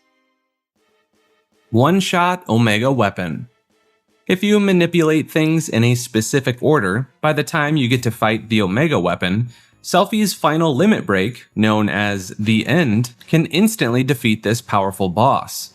Even if you use this as the first move in the fight, Selphie one-shots the giant boss straight away. Though this is most commonly used in the original PlayStation version of the game, some fans have proven that it works on the PC port as well.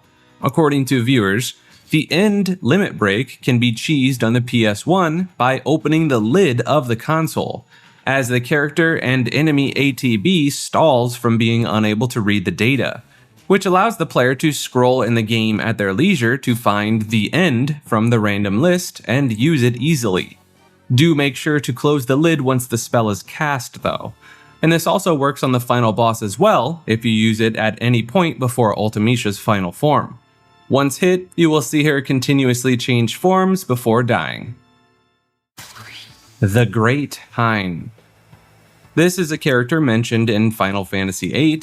He is attributed with creating people and being the first sorceress in the game's lore. Despite his assumed power, it is up to debate whether he is divinity or just a person. As a mark of respect, a sorceress can be referred to as a Hein's descendant, due to how big his legend is. The entire tradition of the sorceresses started due to the legends circulating about Hein, and they have been passed on towards generations onto the witches of the world. There are 2 instances in the game where we are told a story about Hein. It's also worth mentioning that the story of Hein casting off his skin is most likely a reference to another character named Hein from Final Fantasy VIII. This is a skeleton who happens to be a magician, and both these Hein and Hein characters are spelled the same in Japanese. Some fans use this as evidence to connect both games to the same continuity, though it's not a theory that is widely accepted.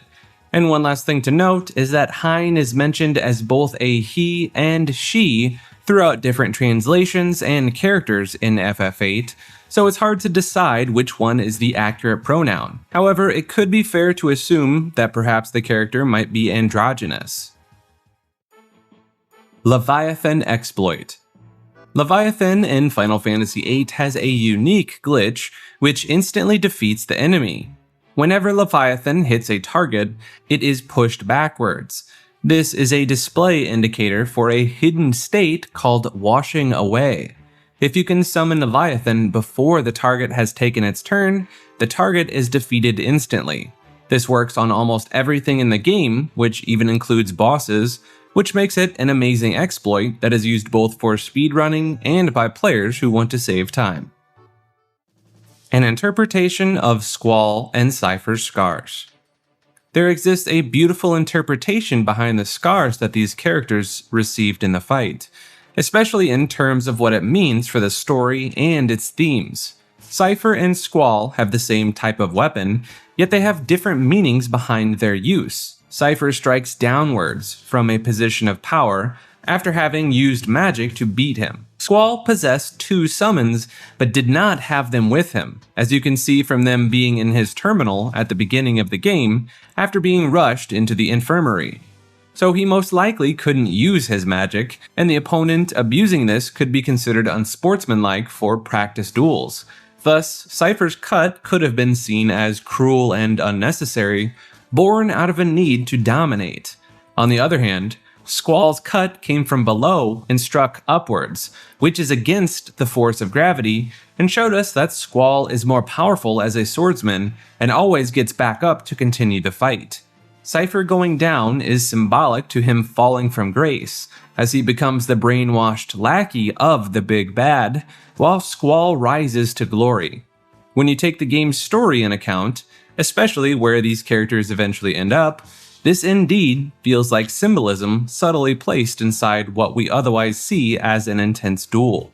Cypher uses an older model of the gunblade, the Hyperion model, which is lighter and easier to use, while Squall has a newer model, the revolver, which is believed to require more skill to use than the average gunblade, and this is further emphasized with their blade-wielding styles.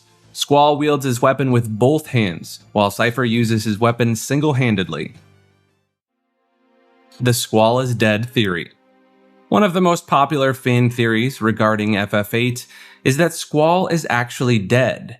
The theory points out that certain situations that occur after he is struck by the ice spear are very unrealistic, so the rest of the game might just be a dream of his. However, many fans have pointed out that it's very unlikely that Squall is dead, and that the game is full of unrealistic things before that point too, as it's a fantasy game after all. Fortunately, the debate was officially buried once Yoshinori Kitase officially revealed in an interview that this was not true. He revealed that Squall did not die in the game and that he was stabbed around the shoulder area.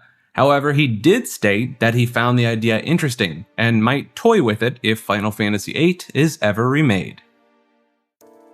Rinoa is Ultimecia theory. Similar to the Squall is dead theory, another theory that you very often see in the FF8 fanbase is that Rinoa is in fact Ultimecia. The reason behind this is that there are several similarities between the two characters, as they are both witches and their appearance is quite similar as well, especially in certain FMV sequences. In some cases, slapping on Ultimecia's tattoos on Rinoa's face almost looks like the same person. However, the fans who disagree with this theory point out that Square Enix used to make similar character models in FMVs to save time, and that's why they appear this way. And eventually, the theory was shot down entirely once Yasunori Kitase officially revealed in an interview that it was not true at all. He said that Rinoa is not Ultimecia, and he doesn't think he'd ever incorporate that idea even in a remake of the game. But he admits that he can see the similarities that fans point out because they are both witches, but reassured that the two are not the same person. Interestingly, unlike the Squall is dead theory, which a majority of the fans seem to have accepted as false, many still claim that Rinoa is Ultimecia against Kitase's statements. In particular, there is a very long Japanese video that details many similarities and time loops which hint on them being the same person, which includes a particular finger point that both Rinoa and Ultimecia do. It also pointed out that the FF8 logo may have even included a hint to this connection. Examining the logo, particularly Rinoa's fingers over Squall's shoulder, it almost seems to be claw-like, similar to Ultimecia's fingers. Though this is most likely due to fingers being notoriously difficult to draw. At the end of the day, well-written stories are open to interpretation, so it's very much fair for people to have their own opinions, and people are allowed to have their own headcanon. The Queen of Cards. Let's talk about some of the best side quests in the game. There is a side quest in the game called the Queen of Cards, which can be entered the first time you enter Balamb. This quest allows you to get some very good cards in the game, such as the Doom Train and Chubby Chocobo cards. Every time you beat her, she shows up in a different location and lets you know she would be there. And funnily enough, even if you lose your cards, you can get them back by challenging her soon afterwards. Squall's different personality. Squall's personality is a bit different in the Japanese and English versions of the game. The difference is not that massive, but the key difference can be narrowed down to the fact that in the Japanese version, he's a bit more direct, while the English version has a more broody vibe to him. Hilariously, this is most evident in the game's iconic "whatever" catchphrase, which has been a subject of jokes within the fanbase for a long time. There are a total of 15 or more instances of the character saying "whatever" in the English version of the game, but in the Japanese version, these lines are different. For example, in one scene, Squall's teacher makes an inappropriate joke to which he says "whatever." In the Japanese version, however, he says, "I can't believe this teacher," to point out that it's odd for a teacher to be acting this way. In a different scene, Rinoa scolds Squall for not being a team player. In English, Squall says his patented "whatever," but in Japanese, he says something that sounds more similar to "man, you're annoying," or "get off my case." Later on, there is a short conversation between Rinoa and Squall in which she tries to get him to open up, to which Squall says something similar to "just leave me alone." And obviously, the English version says "whatever." There are several other scenes where the Japanese version had a different response, and one thing to note in particular is that even when he is meant to say "whatever" in Japanese as well, it sounds more like a sarcastic "well, excuse me," and sometimes a plain "sorry." The dialogues slightly change based on who is translating them, as different people read into context differently, but they all come to the same conclusion and find different results compared to the simple "whatevers." Yokai Watch Wibble Wobble. Final Fantasy characters showing up in various RPG games as a crossover event is nothing unheard of, but sometimes it gets a little too obscure. Some of you might be familiar with Yokai Watch, which was once a very popular franchise similar to Pokemon that consisted of games, cartoons, and real-life merchandise. For some reason, a mobile puzzle game spin-off called Yokai Watch Wibble Wobble includes Squall as a playable character as part of the Final Fantasy collaboration. As unexpected as it might be, the game was well received by critics, but unfortunately, the English version of the game is no longer playable as it shut down in 2018. Angelo Search Exploit. If you have Rinoa in your party, you can use her dog Angelo to take advantage of an exploit that allows the player to farm a ridiculously large number of items with little to no trouble. The first thing to note here is that you need to teach Angelo the search skill and take it to a high level. You shouldn't teach Angelo other skills as they might interfere with this exploit. Every time you give Angelo this skill, run around a safe area or with encounter none, or go to farm cactuars, because she learns the skill as you take steps. Then you must ensure that you don't acquire Odin in the game, because that can lead to acquiring Gilgamesh, and he also interferes with Angelo's search by randomly popping up during battle. If you already have acquired Odin, then avoid getting Gilgamesh. The last step is to ensure that you have some stocks of Confuse as well. Once all of this is done, you must find a good target like a Turtopod, then confuse them and leave the game on for as long as you can. Angelo will search items. From here, you can acquire as much loot as you would desire. Interestingly, if you have the Steam version of FF8, then Chocobo World is considered a much faster way of earning these items than the Angelo grind. Limit spamming. This was another technique that players were able to take advantage of, specifically those who wish to run the game as fast as possible. By intentionally keeping your character's remaining health at a low percent with yellow text, players could trigger the ability to use the character's limit breaks. Combining this with lower player and enemy levels, it would allow players to abuse the limit break system repeatedly for remarkably quick battles, instead of the limit break system in the prior game, which was only able to be used occasionally after the meter had built up. Or even worse, in FF9, where limit breaks would often go completely to waste during inopportune battles. Laguna's role. If you pay attention to Laguna's role within the game and connect all the dots to the context that is provided to the player, it becomes evident that Laguna both created all the problems in the game and in a way solved them as well. As explained in detail, our journey into understanding this game starts when the main characters are on their way to the Galbadia-occupied Timber to help the Owls, which is an anti-Galbadia resistance faction which Rinoa belongs to at the start of the game. This travel is interrupted by a dream that shows us the past, in which Laguna is one of the Galbadian soldiers who takes part in the siege of Timber. Laguna bails from his post to go to Dealing City and see Julia Hartilli, who is the piano player turned singer who wrote the Eyes on Me song. Laguna and Julia fall for each other, but Laguna is ordered to return to his post. After Laguna barely escapes an ambush by Esthar soldiers and goes missing in action, Julia thinks he died in battle and marries the Galbadian General Caraway, who is Rinoa's father. Laguna winds up in Windhill, meets Rain, and marries her instead. When Rain's daughter, Alone, is kidnapped by Esthar soldiers, Laguna leaves town and is unaware that Rain is pregnant. Eventually, Laguna tries to get into the hedgehog state of Esthar by any means necessary, and he starts to work for the Timber Maniacs, which is the revolutionary anti-Galbadia magazine that inspires the Timber Owls, and by extension, the Owls inspire Rinoa. And then, Rinoa is associated by Squall, and the whole thing comes full circle. When you see everything put together, Laguna played a pivotal role in the cause of Timber's problems, and then the solution to them as well. It can be amazing to see how in-depth this story of FF8 is, with all its symbolism and details that make everything come together.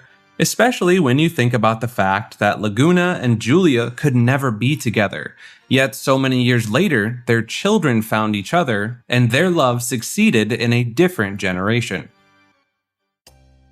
The FF8 Murderer. No FF game is complete without a real-world controversy surrounding it, like the FF7 house that we've covered in the retrospective iceberg for that game. In FF8, we have the Katana Killer, who was a teenager from Spain called Jose Rabadan. He took both of his parents and his sister's lives with a katana in the year 2000, and was immediately arrested afterwards. Though within Spain, he was just known as the killer with a katana, but this piece of news was used very differently in the rest of the world. The media didn't want to waste a second and rushed into conclusions that this real-life murder was inspired by FF8 because he was, quote, addicted to the game, and that he was, quote, imitating his hero Squall, as he thinks he had to take someone close to him within the game who happened to be Rinoa. What they didn't know at the time is that despite the fact that he styled his hair like Squall and tried to imitate him in other ways, Jose had not even finished the game and hadn't even gotten to the part of the game where that event occurs. Thus, the entire speculation about him trying to be like Squall was proven false, and this just ended up being a usual case of fear-mongering for certain publications that used to try to prove that video games are evil. Eventually, the teenager was sentenced to 8 years in jail, and he has since been given the nickname of the Katana Killer. Squall's true design inspiration. Japanese rock artist and actor Gackt Kamui is known within the Final Fantasy community for his songs Redemption and Longing, which are the theme songs of Dirge of Cerberus. He is also the voice actor of Genesis Rhapsodos in Crisis Core, and played this role in live-action format in front of a green screen for Dirge of Cerberus. And the appearance of Genesis in Crisis Core is also based on Gackt as well, which is easy to see. However, Gackt claimed on a television program that Squall from FF8 is modeled after him and referred to him as Gackt No. 2, but Tetsuya Nomura himself contradicted this, saying that he based a lot of Squall's appearance on the late actor River Phoenix. Thus, whether what Gackt said is true or not, more inspiration was taken from River than him. Another interesting thing to note is that many popular images of River have him in longer hair, which could explain why Squall's hair is longer in Kingdom Hearts as well. Metaphor for the grieving process. In another fan theory, it suggested that the game's story is actually a metaphor for the grieving process. According to this theory, Squall's character is seen as going through the 5 stages of grief, which are denial, anger, bargaining, depression, and acceptance. The theory proposes that Squall's initial denial of his feelings and avoidance of his past represents the first stage of denial. His anger and frustration with his circumstances and the people around him represent the second stage of anger. His attempts to change his fate and make a deal with fate could be seen as bargaining. His depression and feeling of isolation could be seen as the depression stage. And finally, his acceptance of his past and his role in the world could be seen as the final stage of acceptance. This theory suggests that the game's story is not only about a war between nations, but also an inner journey of self-discovery, healing, and acceptance. Zell's love interest. During Zell's love quest, a secret meter is present in order to obtain additional moves for his limit break. To fill this meter, players must collect various issues of Combat King magazine. While most of the magazines can easily be obtained throughout the game, some players choose to buy them at the Esthar bookstore. However, for some players who want a more adventurous approach, obtaining Combat King Issue 3 involves undertaking a quest that revolves around Zell's budding relationship with a secret admirer known as Library Girl with Pigtails. The interesting thing about this quest is that the amount of dialogue received at the end is based on this secret meter, which measures how interested players are in the two characters getting together. To achieve the best result, the players must visit the library 8 specific times throughout the game, with the first visit taking place at the start of the game and the final visit taking place after the Battle of the Gardens. Additionally, players must have visited the library over 50 times before the quest ends to show how much they care. This will result in a score of 5 out of 5, and the cutscene between Zell and the library girl with pigtails at the Balam Hotel will have no missing dialogue. The real Rinoa. It's been said that this character was inspired by someone that Nomura actually personally knew. While there aren't any hard confirmations of this, the rumor states that Nomura was inspired by a female coworker who conveniently enough had a dog that would also go on to serve as Rinoa's dog Angelo's inspiration. This had been found on several fan sites throughout the years, and it is also said to be the primary reason as to why Rinoa starts with about 10% higher base stats than any other playable character, and this gap increases to around 20% by level 100. World Map Globe Resemblance. The game's world map is designed to resemble a globe, with different locations being placed in roughly the same positions as they would be on the Earth. This means that the game's world map is not a traditional top-down view, but instead it is represented as a three-dimensional globe. This allows players to get a sense of the game's world as a whole and to see how the different locations are related to each other in terms of geography. This feature adds an extra layer of realism and immersion to the game's world, as it makes the world more believable, and it makes it easier for the player to understand.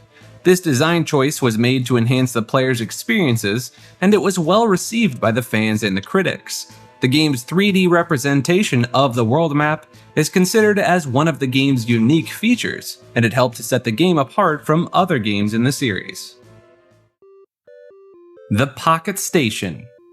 FF8 is one of the few games to contain Pocket Station features. If you owned one, you could download a mini RPG called Chocobo World to the Pocket Station device, and this allowed players to collect items and power up certain Guardian forces.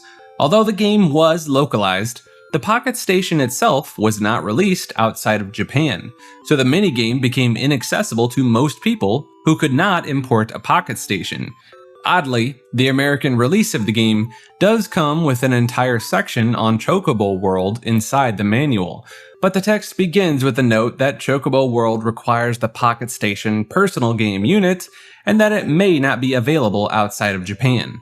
Fortunately, both the Steam re-release of the game and the 2013 re-release of the 2000 PC version include this feature.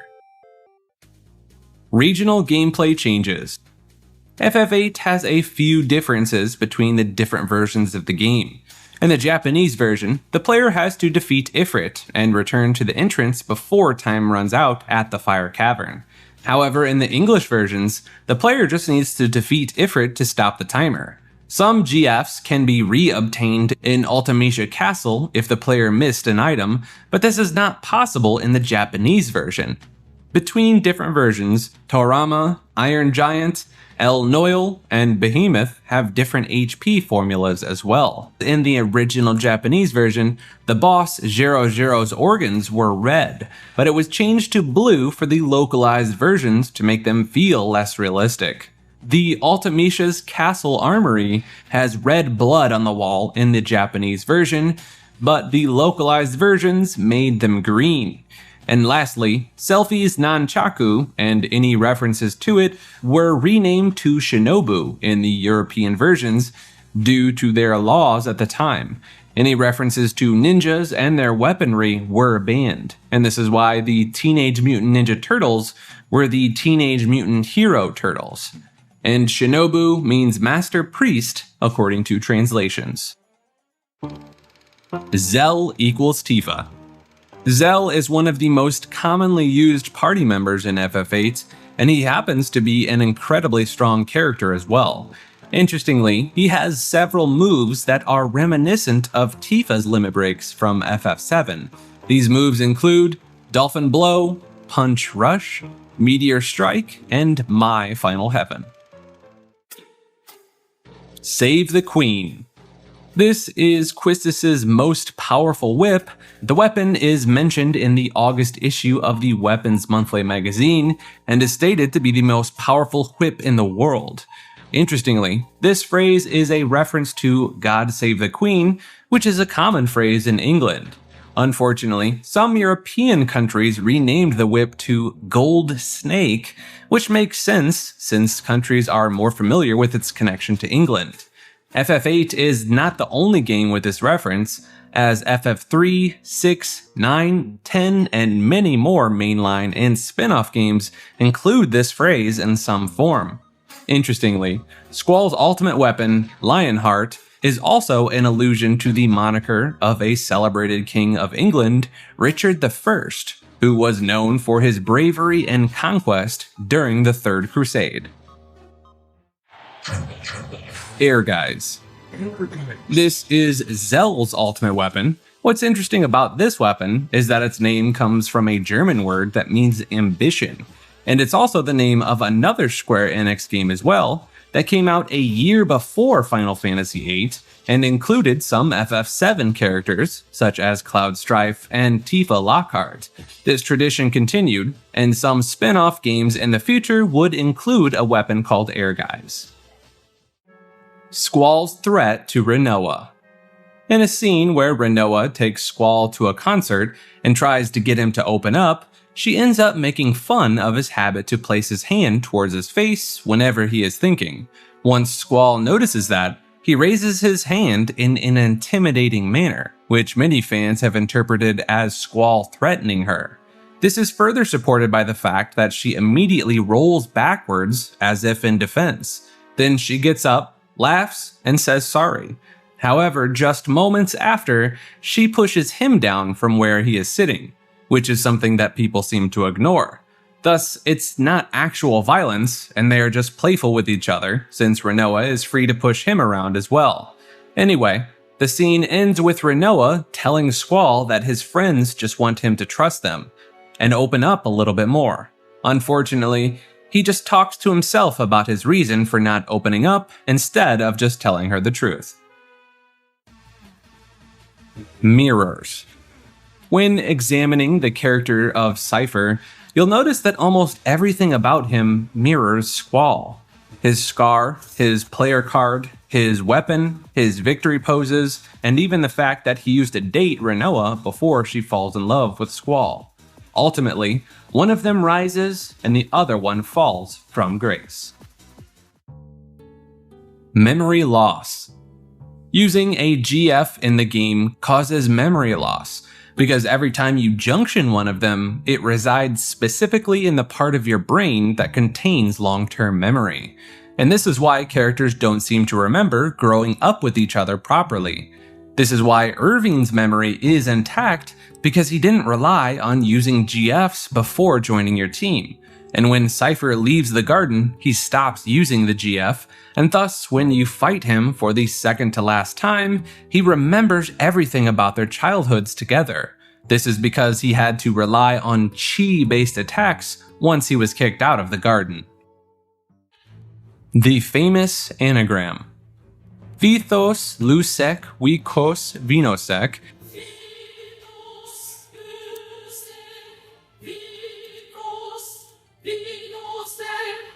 is part of the lyrics for Liberi Fatali, which is the opening theme of Final Fantasy VIII. The phrase is an anagram of the phrases succession of witches and love, which are the two main themes of the game, and not an actual phrase in Latin like the rest of the lyrics.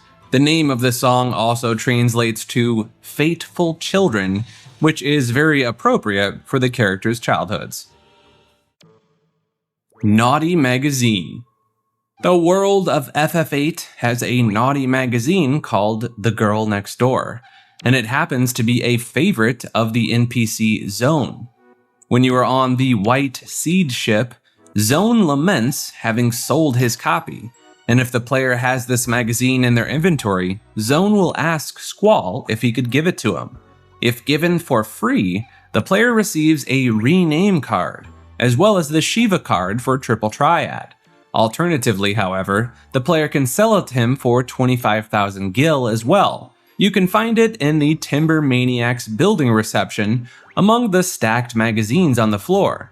However, you can get it from the Chocobo World as well. Funnily enough, if you try to buy it from the shop at the top of the train station, the owner refuses to sell it to the party since they are underaged. Though the shopkeeper does suggest that the party should talk to Zone about naughty magazines. Interestingly, you can pick up a lustful lollyho in Final Fantasy IV, and the screen turns purple when the person reads that item. Obtain the lustful lollyho. Wow. A truly rousing read.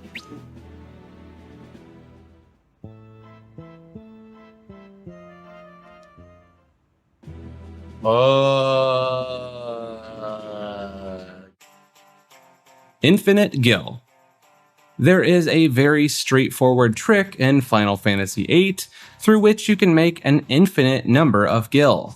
First of all, you must buy tints from one of the shops and use the Tonberry's Recovery Medicine Refine ability to refine them into mega potions. 100 tints cost you 100,000 gil, and they refine to 25 mega potions, which can then be sold for 125,000 gil. This gives you a profit for every one you sell, allowing you to continue to repeat this process. Additionally, Tonberry has other abilities that can be learned to speed up this process. Call Shop allows you to perform this trick anywhere by giving you instant access. Familiar gives you the ability to access rare items at specific shops, which means you can buy cottages and turn them into mega potions. The last two are Haggle, which lets you buy tents and cottages at a discounted price, and Sell High, which allows you to sell the mega potions back to the stores at an even higher price. If you have all of these abilities ready to go, you can make a total profit of over 500,000 gil every time the process is repeated instead of the normal 25,000 gil. The Gilgamesh card. This card in FF8 is a one-of-a-kind card found in the Triple Triad game. Though the card itself has middle values for a level 8 card and only has one high value, it's a fan favorite due to the fact that it comes with a great card mod item. Using the ability Card Mod, you can refine this card into 10 Holy Wars. And this is a very helpful item because Holy War renders the party invincible to all damage for some time, which can prove very helpful for some difficult fights in the game. It is similar to Renoa's Invincible Moon Limit Break, though the difference here is that the player can precisely choose the time of generating the effect, rather than relying on random usage. The card is based on the GF Gilgamesh, which the player can obtain in the game if they've already obtained Odin. Triple Triad's Return. The Triple Triad card game returned in Final Fantasy XIV: A Realm Reborn. It's a playable minigame that can be played in the areas with Triple Triad enabled, and it's based on the Final Fantasy VIII version with several differences. For example, the player does not lose a card upon losing a match, and card drops from NPCs are random. Additionally, there is another version of Triple Triad in the Final Fantasy Portal app on smartphones, which lets you battle against characters from the first 14 entries in the Final Fantasy series. The player gets the ability to create new cards as well, but it's not a very customizable feature. Since it's a mobile app, the Triple Triad game occasionally receives upgrades. And last but not least, in 1999, once FF8 had been released in Japan, Bandai produced a full set of collectible Triple Triad cards. These physical cards included 110 cards in total, as seen in the game, with 72 additional artwork cards and a collector's edition playing mat. FF8 in the Olympics. Flavored bread and hot dogs. In the localized version of FF8, the character of Zell is comically obsessed with eating hot dogs, which are his favorite food. However, in the original Japanese version of the game, he is actually obsessed with flavored bread rather than hot dogs, which are jam and paste-filled breads in the Japanese culture and can be found at normal convenience stores, school cafeterias, and even festivals. If you wait around for the scenes shown in the credits of the game, you will see Zell hilariously stuffing his mouth with flavored bread rather than hot dogs in the English version of the game. A Second Chance.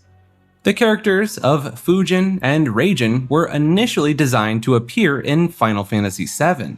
However, the inclusion of the characters of Turks made the developers feel that the presence of Fujin and Reijin was unnecessary. Eventually, they were finally given life in FF8 since the story had room for them to exist. Since then, they have appeared as cameos and playable characters in spin-off games, which includes icons for the memory card in Pocket Station as well. Crisis Level. This is a hidden mechanic in FF8 that determines how often a character's limit break will appear, as well as their damage outputs and additional statuses. The crisis level is invisible to the player, but it's actively used in the game's coding to determine limit break outcomes. Crisis level increases when a character's HP is in critical status, which means that their current HP should be below 25% of their max. However, Cypher is an exception to this, as he only requires less than 84% of his max HP. There are 4 levels of crisis level, and aside from HP, various other statuses factor in determining it as well. Interestingly, it has no effect on the chance of summoning Odin. Mini-Mog. Mini-Mog is the name of a pseudo-GF that the player can acquire. It's unique in the sense that you can use it to heal GFs in battle, and it's the only one that can do this as well.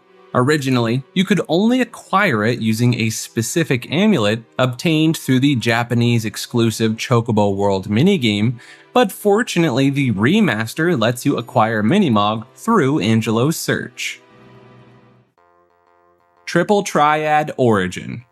The creators of Triple Triad drew inspiration from Japanese culture and sought to create a game that could keep players occupied during cutscenes. As trading card games were popular at the time, they deemed it a fitting concept.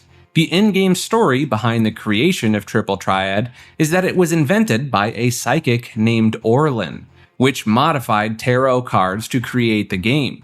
This tale is accompanied by an image of Orlin playing the game, who is revealed to be the character Oren Durai from the game Final Fantasy Tactics. Adea's Magic Speech. Adea makes a speech during a parade in the game in which she attacks a man with magic and either knocks him unconscious or destroys him. And as she does this, the crowd cheers loudly watching this happen. Though when the camera is zoomed out, it's easy to assume that the crowd is finally silent and appalled at the action. However, the audio comes back once the character falls down, and they are all still laughing. Fans eventually realized that Adea had in fact used her magic to subdue the crowd into having normal reactions to her murderous actions, which is why they never stopped cheering. Cypher's inspiration. Cypher was heavily influenced by a movie in which a valiant knight defends his sorceress from evil. He liked the movie so much that he ended up copying the victory pose of this knight, and it made him want to become a sorceress's knight himself. What we didn't know is that the star of the movie was none other than Laguna himself, who is the father of Squall. The changed demo music. During the demo that was bundled with the Brave Fencer Musashi, the track Raid on Dalit plays at one point. However, this was replaced by The Landing and was not included in the official soundtrack either. It is present in the final version, but never used and can only be heard in the debug room. Though no official reason was given behind this, fans have theorized that over time this is due to legal reasons, as the song Hummel Gets the Rockets sounds heavily similar to Raid on Dalit, which was composed by Hans Zimmer for the movie The Rock, released in 1996.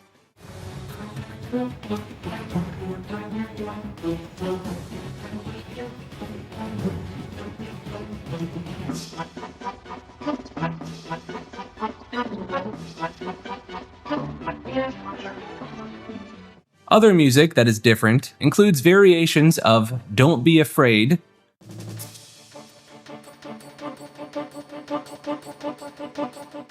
The Winner,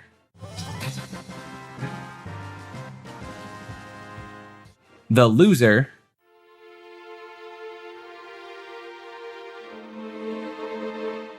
and Never Look Back.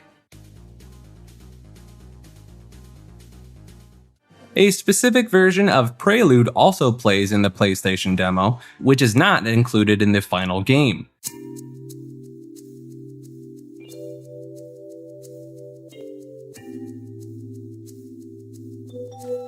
And last but not least, copies of Parasite Eve came with a bonus disc that included a trailer of FF8 with some demo footage, which featured a different battle UI and an unused track called Visions of Dalit.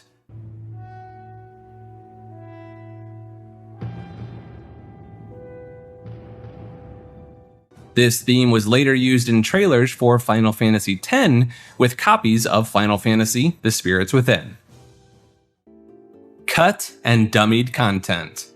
There are 2 unused enemies in the game that can be fought in the debug room or through other cheats. One of them is Dummy, who is a test enemy that has an HP of 410. His chest has a katakana text, Dummy, mirrored, and his back also says, "I'm sorry." The other enemy is simply a Gunblade, which appears in place of Zero Zero after defeating the fake president in the battle scene test number 2380. Technically, this enemy does show in the game in all battles against Cypher. He uses a player model, so his weapon is a separate model, but it cannot be targeted. Thus, you don't see it as a separate threat. There are tons of hidden text and drawings in the game, and these include things like smiley cloud face, a cow, a star, a man in an ancient Egyptian pose, a dinosaur, and some pieces of text like, quote, "My spirit dried up." We have unused images as well, which show random drawings, text, and a grid of hex numbers. Then we have unused areas, which include some debug stuff, a bizarre scene in the training center, which crashes the game if you press most of the buttons on the gamepad, a rocky outcrop that is included in the demo for a battle, but not in the final game, and some alternate angles to certain rooms, such as Esthar's presidential palace. The Tired Translator.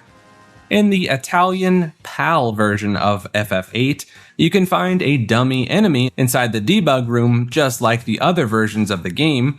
However, this time he comes with a scan message that is a note from the translator himself. It reads, quote, "This translation is killing me. It's almost 2 in the morning. I am sleepy. I'm sleepy." Ultimecia was a man. The game's villain, Ultimecia, was originally planned to be a man. In the final version of the game, Ultimecia is a powerful sorceress who is the main antagonist of the story.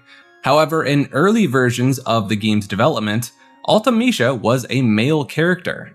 It is not clear why the decision was made to change Ultimecia's gender, but it was speculated that it may have been done to make the character more unique or give the game a more balanced cast of characters. Ultimecia's character design was also changed accordingly, and her appearance as a woman with long hair, a flowing dress, and a powerful presence was well received by the fans.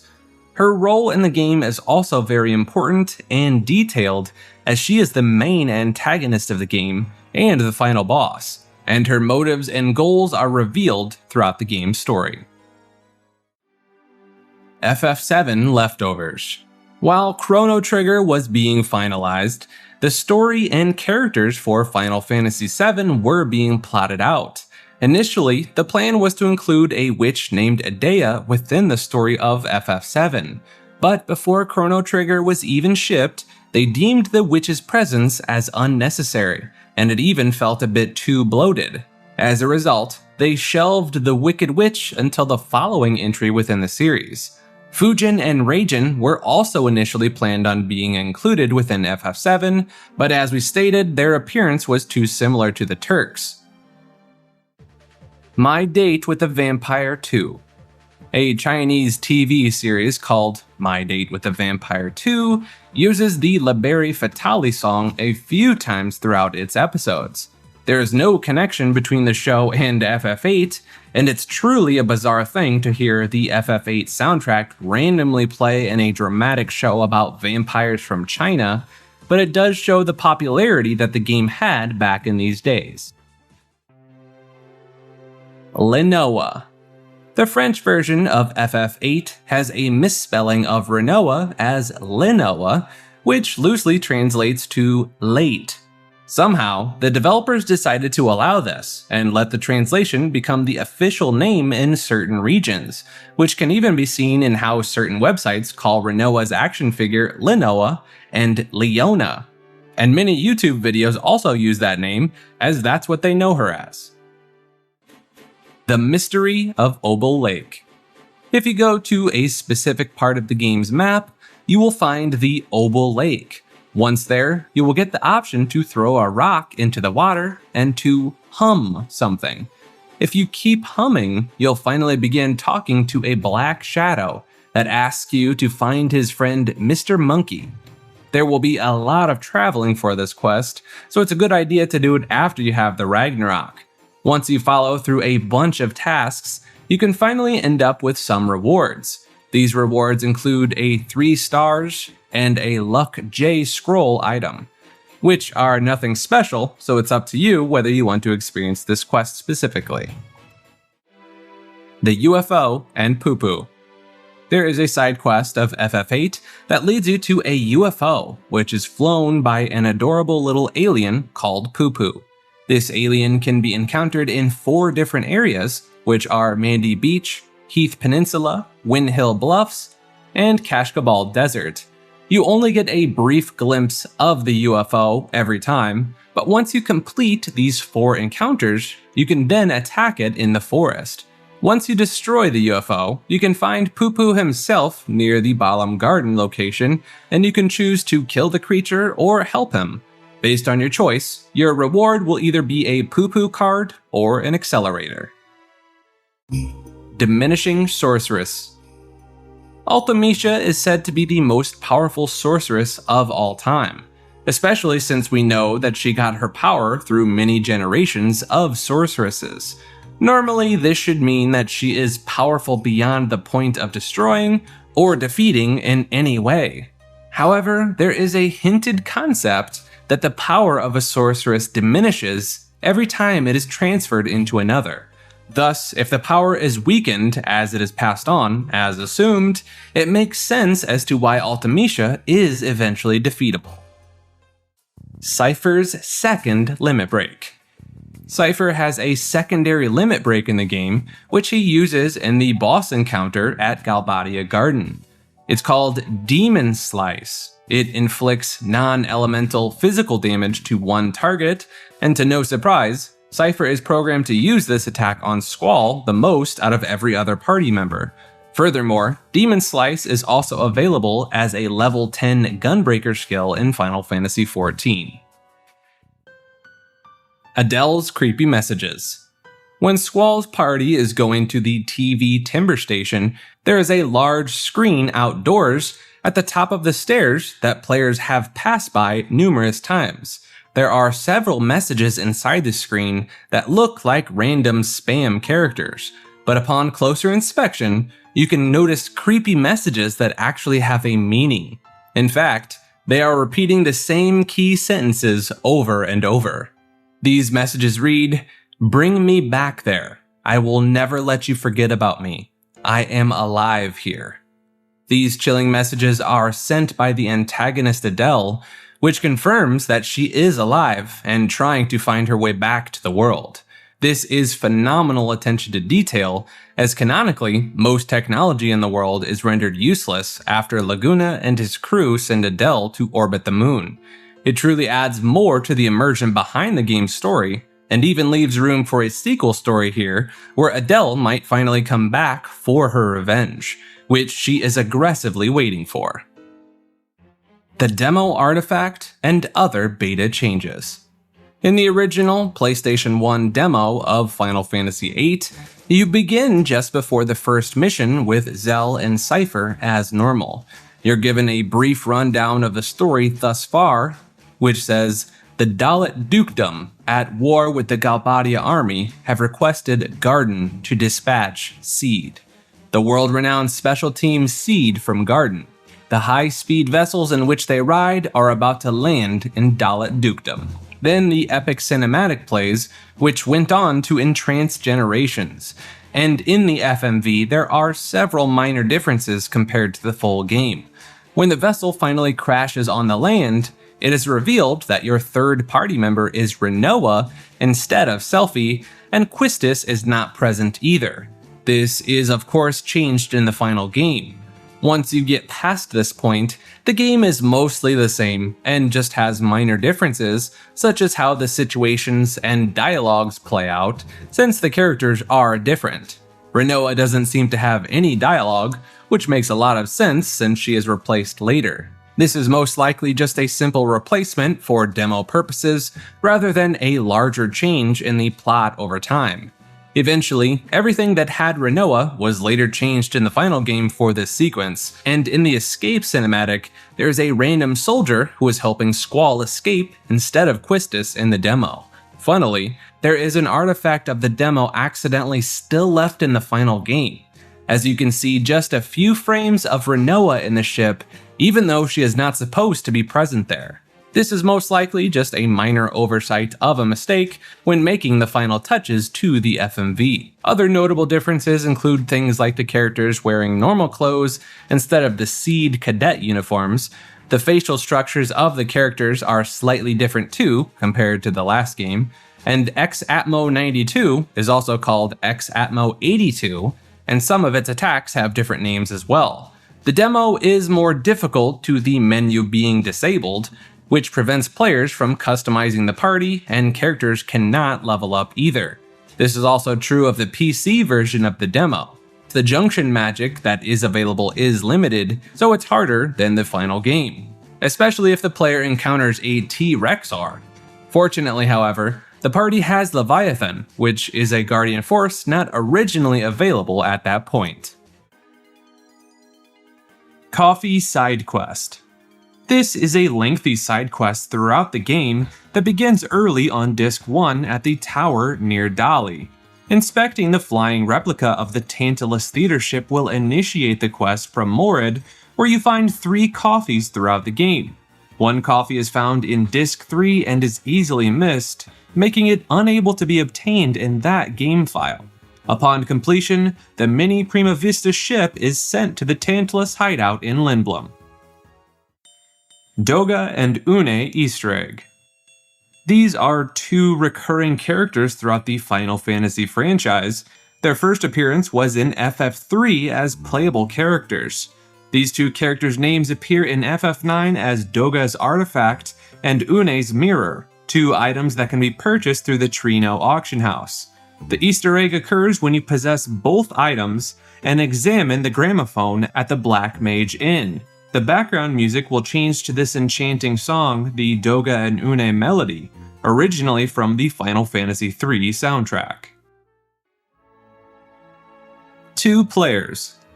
Although old-school JRPGs primarily focused on the single-player storytelling aspect, Final Fantasy IV and VI both offered 2-player options, and FF9 became the first and only of the PS1 FF games to offer this feature. Player 1 will control the game during the movement and story progression, but players could assign specific characters to control in battle. Excalibur 2. This is Steiner's ultimate weapon that requires the player to complete a majority of the game in under 12 hours.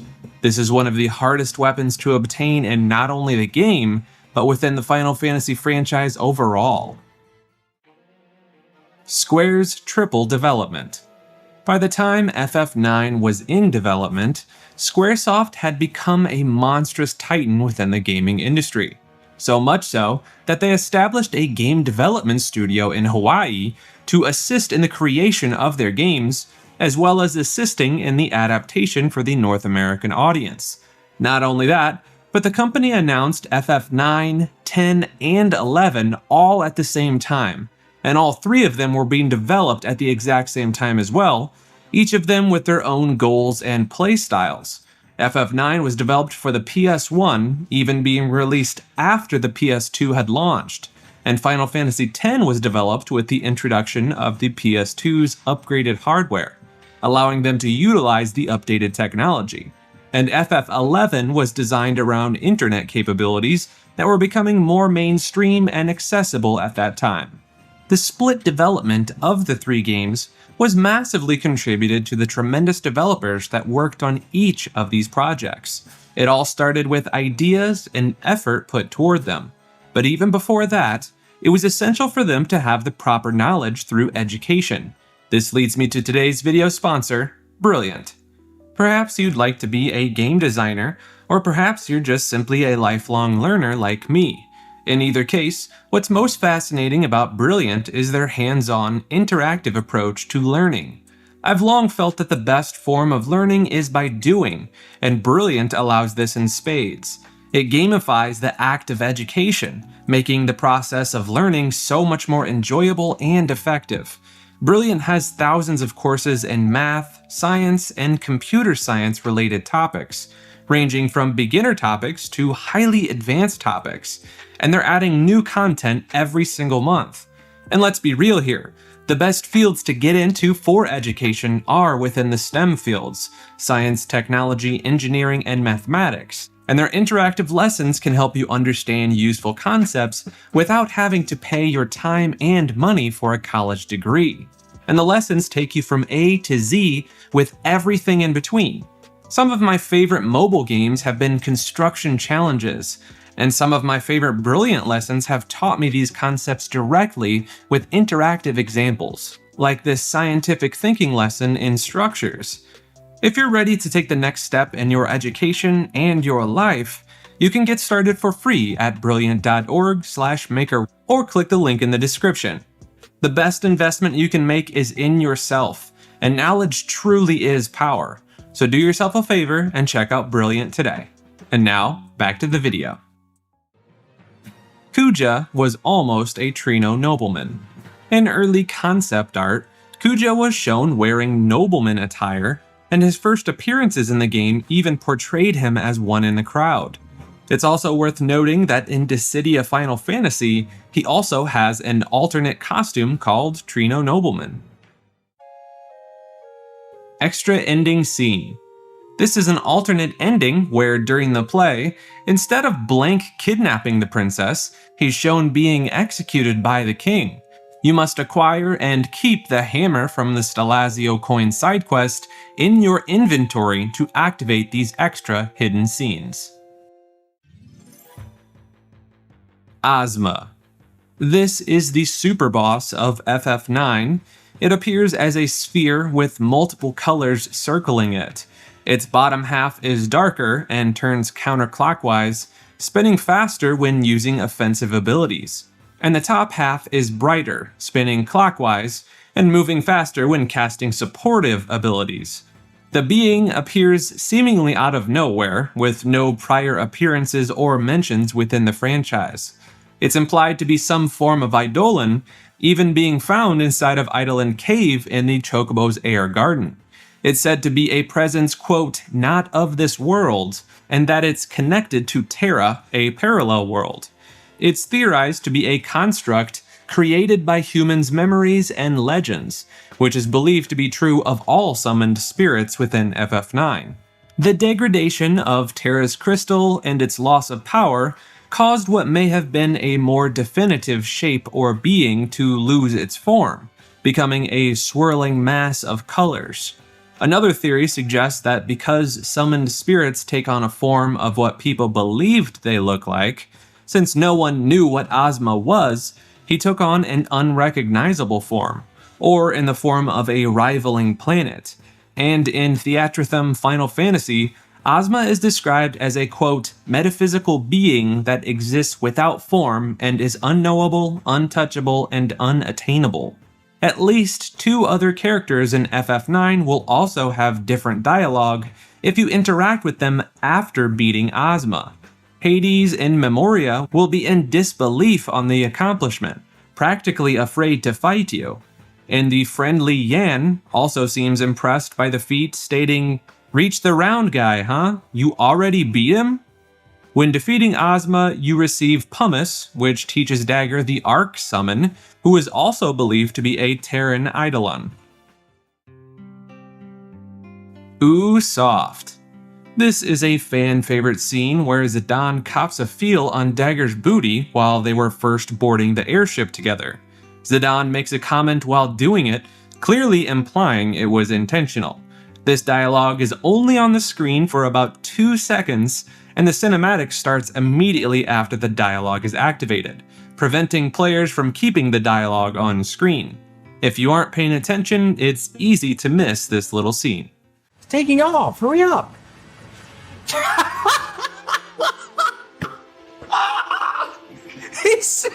Man, cop the squeeze! Oh, damn, bro. Man's copped him a squeeze. He said, ooh, soft. A new Gilgamesh. This recurring NPC took a rather large departure from previous incarnations and returned to 9 with a much different looking model. He also goes by a number of aliases in this game: Alleyway Jack, Four-Armed Man, and Brother Gil. He initially appears in Alexandria as Alleyway Jack, where he teaches Vivi how to play Tetramaster. The character later appears in Trino to steal money from Dagger, to which he buys a card. And when Zidane gains the highest possible treasure hunter rank, it is then that Alleyway Jack will reveal his true identity as Gilgamesh. He is also brothers with the character named Enkidu, who is the one that is said to leave behind the most powerful sword in the game, the Excalibur II. Maker. Yes, Rom? Remember to remind people to do the algorithm thing. Rom, they already know to like and subscribe and leave a comment. You are welcome. Ungrateful son of a... Freya's retconned age. This refers to Freya's age being biffed slightly in her reported age of 21. It is sometimes said that she's been looking for Fratly for 3 years, other times it's said to be 5 years. It's believed that Freya began looking for Fratly at age 18. Their discrepancy between searching for 3 and 5 years would be the difference between age 21 or 23. Lindblom. In the opening cinematic of the game, you can see a map of the land, including Lindblom. But when examining it, it actually reads out as Lindblom instead of Lindblom. This spelling difference can also be found in the FF9 Ultimania and several other places throughout the game. This is because this is how the name was actually spelled in the Japanese version, but the spelling change was not implemented in every appearance throughout the game. Hate leads to suffering. At the end of the game, you witness Necron speaking these words, which happen to be a popular quote from the famous Star Wars character Yoda. Fear leads to anger. Anger leads to hate. Hate leads to suffering. Unused Cinna graphics. The temporary side character Cinna has several graphics that were not implemented into the game. A victory animation, as well as a still animation, similar to the other characters' menu avatars. It's presumed that this still image was potentially implemented, but during the only part of the game that you play as Cinna, the menus are not accessible, preventing the player from seeing the image. There's also theories that Cinna was originally meant to be playable throughout other parts of the game, but were taken out, making these graphics obsolete and unused. Trino Fountain. There is a fountain in Trino that allows you to toss Gil into. If you do this once, you will feel a bit happier, but if you toss 10 Gil into the fountain 13 times, you will receive a Stelazio coin. And if you do it 50 times, exit the area and return, the thief NPC will boast about all the money he found in the fountain, to which he purchased a good Tetramaster card. If you challenge him to a card battle, you can earn this card off of him as well. Nero Family Side Quest. This was a tedious optional quest where Zidane visits the Tantalus hideout 9 different times throughout the game, reporting to various Nero members and reporting that each of them are missing. The reward for completion of this quest is the very underwhelming Protect Ring. It's been commonly stated that this side quest took 13 years to be discovered, or at least documented publicly. Though many people deny this, as according to many commenters, they achieved this side quest on their very first playthrough all those years ago. Eidolon Wall. This area is a prominent part of Madain Sari, where a tribe of summoners once lived. The area is said to be located where the pulse of the planet Gaia runs its most focused. It was used by the summoners who studied the workings of nature and the use of summoning magic. They were the ones that theorized that the Eidolons served as Gaia's guardians, manifested from the collected beliefs in myths and legends. The Eidolon Wall itself featured many engravings and teachings of the Eidolons. This area hosts several optional quests, most notably the source of Garnet's birth name. Through a specific set of movements and actions within Madain Sari, you can unlock the text that reveals her true name, Sarah. Other Final Fantasy references. With FF9 serving as the return to the medieval fantasy setting, and as a sort of love letter or homage to the Final Fantasy series, it's no shocker that FF9 had a number of references to other games within the franchise. One of the most notable occurs when the player interacts with the sword in the Lindblom weapon shop that resembles the Buster Sword from FF7. Zidane will say, quote, "I remember a guy with spiky hair who carried something like this," an obvious allusion to Cloud from FF7. There's also another reference to Cloud during the play at the end of the game. Marcus brings up his name directly when saying, "No cloud nor squall shall hinder us," and squall obviously being from FF8. And since FF9 was being developed at the same time as FF10, they were even able to make references to it. The Ragtime Mouse is a special creature in 9 that the party can encounter in various forests. It serves as a quiz master who poses a true or false question. While the questions themselves are all related to 9, the character itself is holding a card with Japanese text on it. This barely legible card actually translates to Pop Quiz. FF10's theme is guts, true or false. Stutter Step. The way that random encounters work is more or less as follows. The longer you walk in an area that has random encounters, the more likely that you will enter said random encounters. Players have discovered that by taking only 1 or 2 steps, by rapidly tapping a direction repeatedly instead of holding a direction, allows the player to keep that encounter rate to the lowest possible percentage. Speedrunners discovered that this allows them to avoid random encounters altogether, saving precious time avoiding loading animations and menu screens. FF9 Remake Leak. NVIDIA, one of the leaders in the hardware and software development industry, hosts a platform titled GeForce Now, which is a cloud gaming service. Crafty gamers were able to crack into their servers and find a sizable database of what appeared to be upcoming games, many of which weren't even announced yet. It wasn't long before this list was confirmed to be a legit database dump that contained a list of games that were at the time perhaps being developed, were prepared for being developed, or were at least speculative titles. NVIDIA revealed that just because a title was on the list, it is neither a confirmation of nor an announcement of the game. Not surprisingly, NVIDIA quickly removed access to the list, and the leak contained no confidential game builds or any personal information. It was claimed that these speculative titles in the list were simply speculations on behalf of NVIDIA as to having future release announcements. But many people believe that this was required to be stated in order to avoid legal matters. A significant amount of titles on the list would come to be announced and released, including the Chrono Cross Remaster, Kingdom Hearts 4, and the recently released Tactics Ogre Remaster. One of the only games that wasn't at least mentioned from Square on the list was interestingly a Final Fantasy IX remake. It also specifically claimed that it was a remake and not a remaster, like stated for Chrono Cross and Tactics Ogre. So it would make sense as to why we've heard such little about this potential title, as a full-on remake would require significantly more time to create than a remaster. Especially if we use the FF7 remake as an indicator of the direction they may take, it's likely that they will veer off from the original story in slight ways to keep it fresh.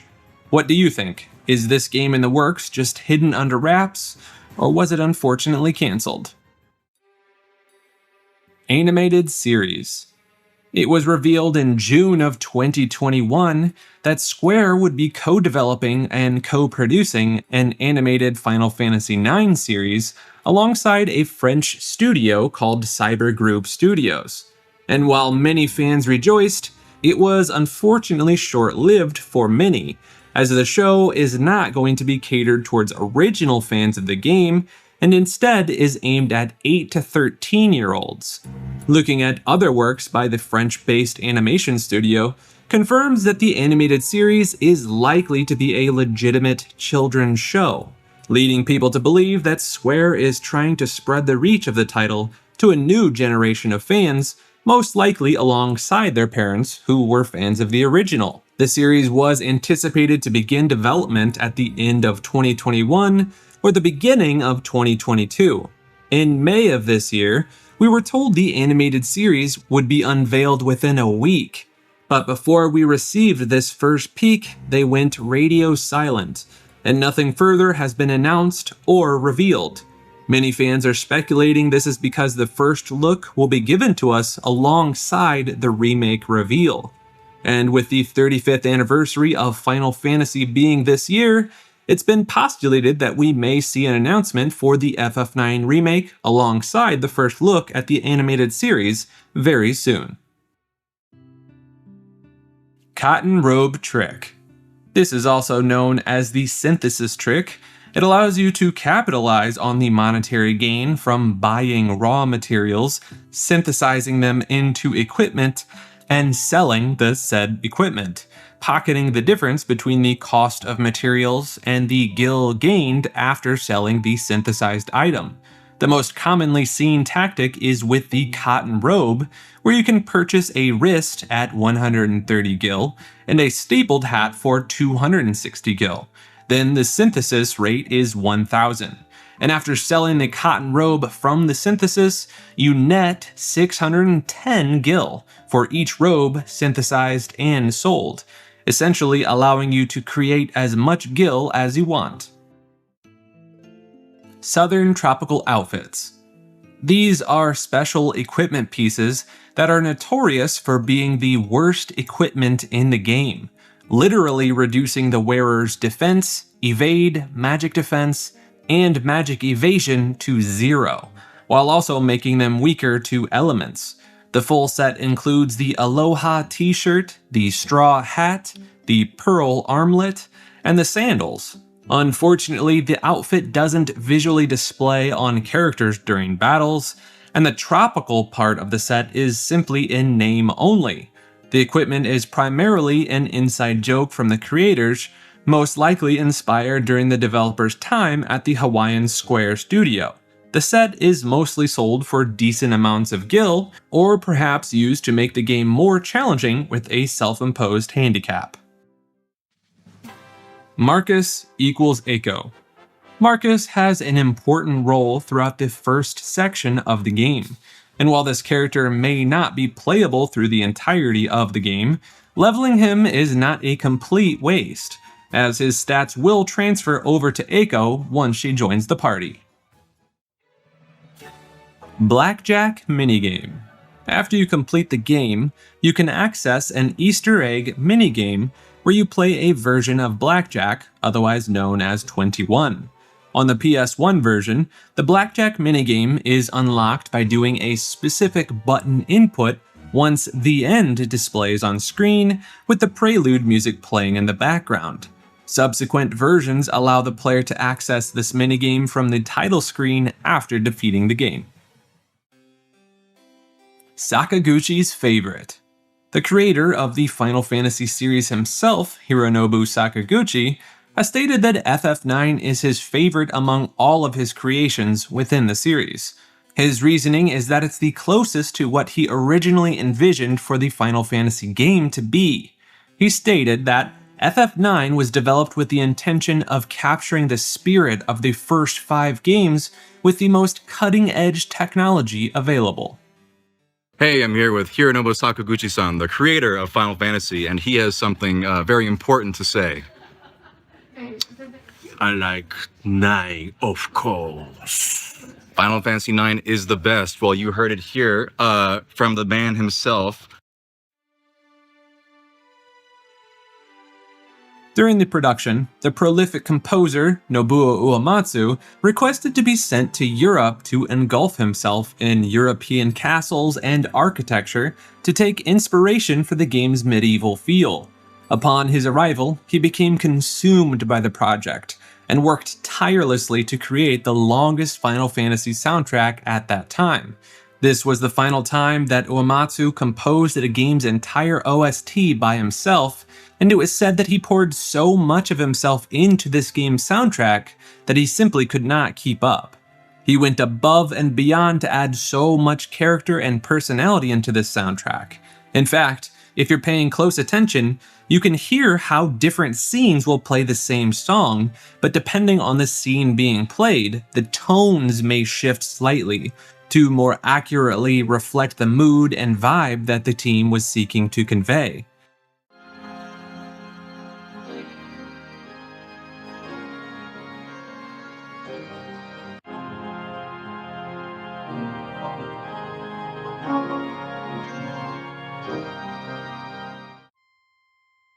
Trino Wanted Poster. The bar in Trino has a blurry Wanted poster on the rear corner wall. While it appears very blurry, especially on the PS1 version, it does appear to be Amarant with his wild red dreadlocks. Disc 1 Moonstone. While the Moonstone isn't exactly the best item in the game, it does come as a decent reward for one of the most satisfying minigames in FF9. During the sword fight between Zidane and Blank near the beginning of the game, you're able to score up to 100 out of 100 with the amount of people being impressed. If you're able to score a 100 by quickly and correctly performing the correct action inputs, it opens an opportunity for Steiner to speak to Queen Braun, who was quite impressed with the show. She feels generous enough to give Steiner one of the only Moonstones in the game. She seems like a very nice lady. Dagger's unusable summons. At one point in the game, you play a minigame with Ramuh that allows you to acquire him as a summon. Up until this point, each of your summons are completely grayed out, not allowing you to summon with Dagger. But after you unlock Ramuh, you're granted the ability to begin casting your summons in battle. As there's not much dialogue about this, many players thought that this minigame unlocks the ability to summon at all. But in reality, it just unlocks Ramuh as a summon. But Dagger is actually able to summon before this point in the game, she's just limited by her MP pool. Quina's pronouns. The gender of Quina was intentionally left ambiguous in the North American version, where they refer to the character as she/he. However, in the French, Spanish, and Italian versions of the game, the character is specifically referred to as a she, but in the German version, they refer to Quina as a he. While the debate rages on, the word Quina Quen is a Japanese play on words that translates to eat and cannot eat. The contradictory words do seem to line up with the intention of no specified gender, but interestingly enough, there is a Steam achievement for FF9 that requires you to form a party with Quina and 3 female characters, and the achievement is titled Femme Fatale. Battle Tent. This is the very first Final Fantasy game that experimented with different uses for the tent item, which normally was exclusively usable at the world map or save points. While FF9 allows this method of using a tent to restore HP and MP, it can also be used in battle to fully heal a target. However, it has an added side effect of having a 50% chance to inflict the target with poison, darkness, and silence. This can also be conveniently used on enemies with its chance to inflict these status abnormalities. Resident Evil 2 reference. During your time in Lindblom Castle, you can come across a fountain with an interactive trigger. Inspecting this has Zidane speak about being unable to find a place to insert the metal, but this dialogue has no relevance to the game at any point. This is because it's actually a reference to Resident Evil 2, where the protagonist uses medallions as part of a puzzle. This message is a direct reference to this puzzle. The Brady Games Guide. FF9 just so happens to have one of the single most infamous game guidebooks ever created. During this time period, the internet was not nearly as prevalent or popular as it is now, and unfortunately this guidebook was a product of its era, encouraging players to visit Square's newly created Play Online platform that was used as a way to share RPG news, sell merchandise, and offer a membership. The only problem is that they massively overplayed their hand. The guide itself only covered a portion of the game and vague summaries of the information covering bosses, quests, and items. A greater majority of the physical guidebook was ridden with blue boxes that would state the rest of the information could be found online when visiting the Play Online website. Need more help with this boss? Go to Play Online for additional strategy. Freya can learn a new ability at this point in the game. If you're curious, check out Play Online for the details. You can pick up a couple of items before triggering the boss fight. To find out what you must do, go to Play Online. And these blue text boxes were on nearly every single page of the guidebook. Most people didn't even have the internet at that time, let alone regular access to it via your phone. But even with internet access, this was still a huge disappointment for many purchasers. It's because of this, many people have stated that this is the single worst game guidebook ever created. Vivi's Japanese quote. The personal character quotes that are shown in graphics each display one meaningful and relevant quote to each character. Each of the characters' Japanese to English translations were more or less the same, all except for Vivi. The English quotes for Vivi states, "How do you prove that you exist? Maybe we don't exist." But the Japanese translation seems to be a bit more profound, roughly translating to, "If you can't show proof that you're living, it might as well be the same as being dead." Perhaps the quote was altered to be more appropriate for Western audiences and censorship requirements. Early concept art. Most of the characters' early concept arts show fairly accurate sketches for the final designs. Some interesting notes come in the form of slightly altered designs for Garnet. While her body type is fairly accurate, her face and hair appear slightly different in several pieces of art. One bigger change is that of Amarant, who almost has a Spike Spiegel sort of look to him in his early drafts. Some other interesting character art shows a character height comparison, with each of the main playable cast, minus Zidane's face, with the addition of Blank. Perhaps this indicates that Blank may have been intended to be a more notable character within the game. We also see another size comparison chart with what appears to be a white-haired Garnet. Kuja also appears to have a slightly modified face as well. Early designs for Queen Braun also show a monstrously sized cat that she uses as a sort of throne. Some theorize that this cat was actually changed into the Bandersnatch for the final game. Cut Balloon minigame. This was a minigame that consists of VV gathering balloons around the square in town, and returning them to the starting NPC. The game still exists within the game files, but is inaccessible to the normal player. Most people speculate that it was removed simply because the minigame was not very fun. The French Zidane. We learned in an interview that the name for Zidane in France was changed to avoid an association with a famous French soccer player, Zinedine Zidane. Instead, they changed the Z, making it appear as Jidane instead. Unused ATEs.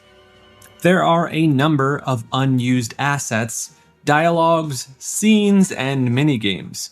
Some include the Moogle debug menu entry, the previously mentioned cut balloon minigame, and a handful of active time event scenes that have only been accessed with the hack that was released later, specifically to access these hidden dialogues. Coke Partnership. Between the years of 1999 and 2001, Square teamed up with Coca-Cola for several Japanese marketing campaigns. The first campaign featured FF7 and FF8 collectible figurines attached to Coke bottles.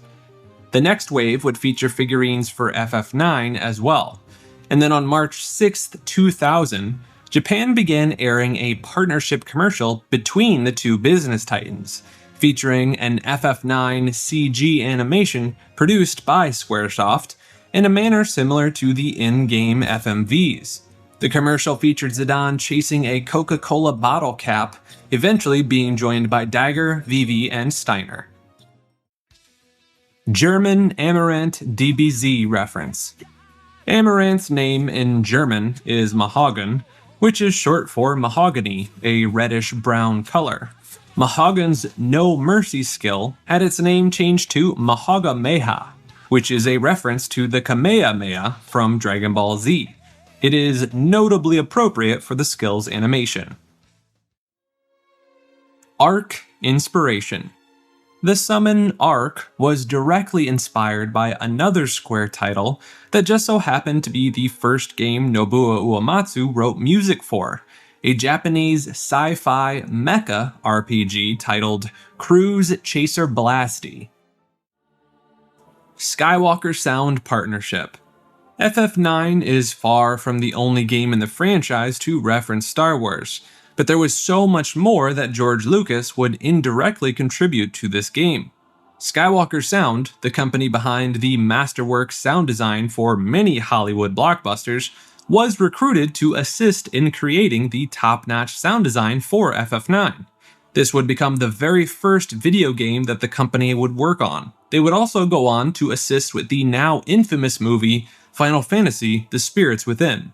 And while it definitely wasn't the sound design that made the film an abysmal mess, this would be the last project Skywalker Sound would work on within the Final Fantasy franchise.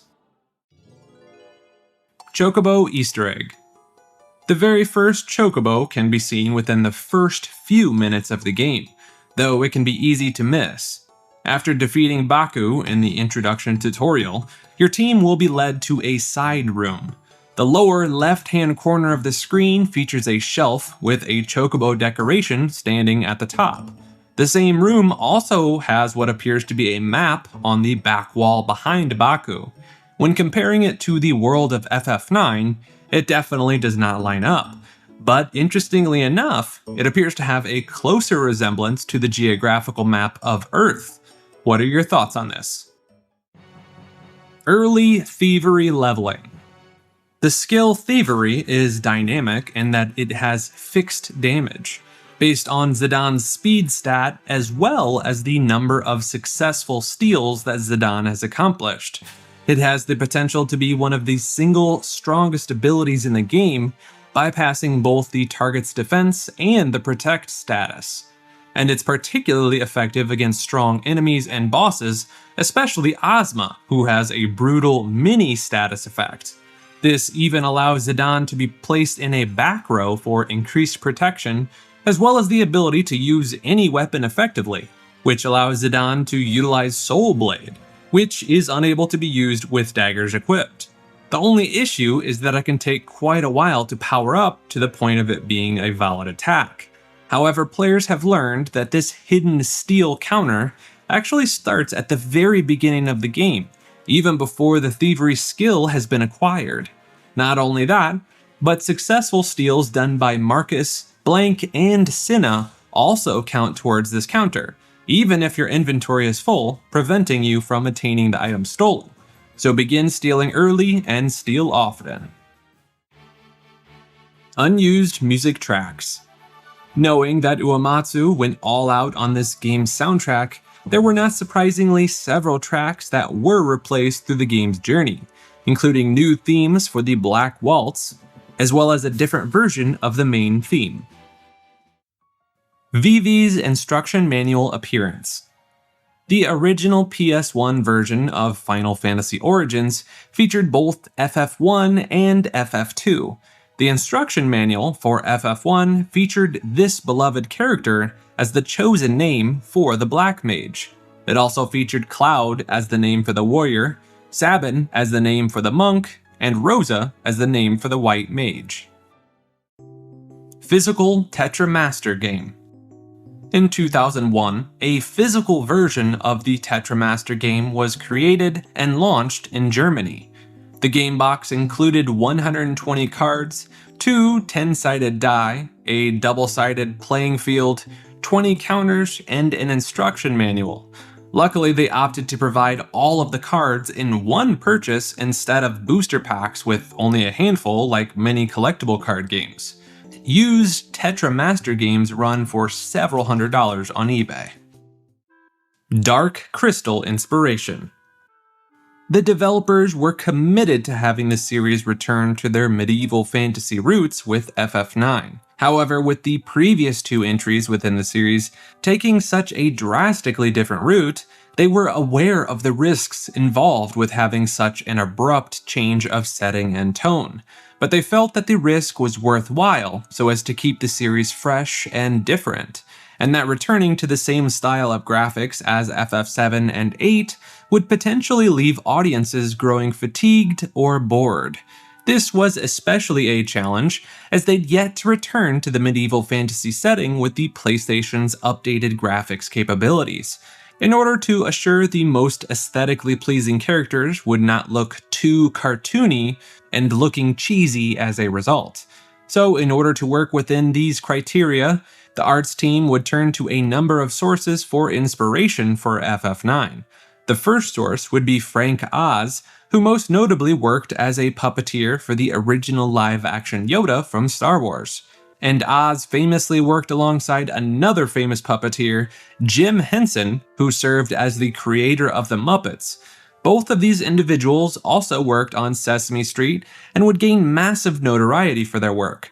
But the most notable piece of inspiration that Square's art team would draw inspiration from was that of Dark Crystal, a dark fantasy film directed by both Jim Henson and Frank Oz. The team would take note of how the 2 puppeteers were able to make seemingly blank entities take on a certain degree of realism, making them appear as breathing, lifelike creatures. This film was studied and absorbed by Square's art team and would directly inspire and influence many of the settings, characters, and tones that were aimed at the young adult demographic. According to a retrospective interview, it's been said that the world of Dark Crystal helped the team to create FF9's world full of mystique, while still being innocent and full of awe and an almost childlike wonder. Salamander. This was the original Japanese name for Amarant. He has salamander tattoos on his shoulders, though they disappear when he goes into trance. Salamander, in this case, refers to a mythological reptile that's believed to be able to breathe and resist fire. This is the root of Amarant's moniker, the Flaming Amarant, or the Flaming Salamander. It's believed that his name was changed due to a name character limit, similar to the naming situation that occurred in FF6, which if you haven't seen my video on, you can find the link below. Edible Boss. There is only one boss in the game that Quina can eat. The Earth Shrine Guardian is edible, allowing Quina to eat it and learn Earthquake. Unused Shrine Guardian battles. While we're on the subject of the Earth Shrine Guardian, near the end of the game, you split into 4 teams to defeat the 4 Shrine Guardians. This in itself is a reference to the 4 fiends from the original Final Fantasy: Lich, Kraken, Tiamat, and Merilith. However, you end up only fighting 1 Guardian with Zidane and Quina. The battles with the 3 other Guardians were originally included in early versions of the game. Not only that, but it was revealed that you would have had to defeat all 4 Guardians again at a later point in the game, except the second time would be in a marathon Mega Man-esque fashion, though they may have been deemed too challenging. While this would follow the formula set by the 4 fiends in Final Fantasy, it's believed that these second battles were removed so as not to artificially bloat the game's playtime by double-dipping boss fights. It's still unknown why the other 3 Guardians' first fights never came to be, but you can still fight all 4 later after Kuja used the crystal memory to recreate them. Scrapped endings. The developers of the game had apparently changed the ending of the game 7 different times, as they could not agree on how the game should properly end. On an earlier version of the game, Hades was reported to be the game's end boss instead of Necron. What other endings would you have liked to see? Friendly critical strikes. When a party member attacks another party member, they will deal more damage than they would if they had attacked an enemy. This is because your attacks on other players will be treated as a preemptive strike, causing 1.5 times the normal attack damage. FF9 was almost a spin-off game. FF9 took on such a departure from the 7 and 8 games that they originally considered not even including this game as a main entry to the series. It was originally meant to be an anniversary, non-numbered game that was chock full of callbacks to the original games. However, they decided against this and chose to end full circle with a game that mirrored the original installments of the game. Though some argue that Sakaguchi didn't necessarily want it to be a spin-off, as, depending on how you perceive them, every game after 6 except for 9 are all spin-offs, as radical departures from the series' roots, and 9 was the final true, quintessential Final Fantasy experience. Memoria Project. FF9 Memoria Project is a non-playable, non-profit passion project serving as a love letter and tribute to the original 2000 game. Several videos, images, and GIFs have been revealed to showcase an updated version of FF9 rendered entirely in Unreal Engine 5. While there hasn't been a whole lot revealed, it's awesome to see how passionate some fans can be, and we look forward to seeing more of what they create. Unused bad ending. There are several unused lines inside of the game's code that state this about the world fusion. The Ifa tree could not be stopped. Gaia and Terra's fusion caused global chaos, destroying many cities and taking many lives. People have theorized that this would occur after dying to a particular boss, much like the bad ending that occurs after you die to Lavos in Chrono Trigger. Ruby Easter Egg.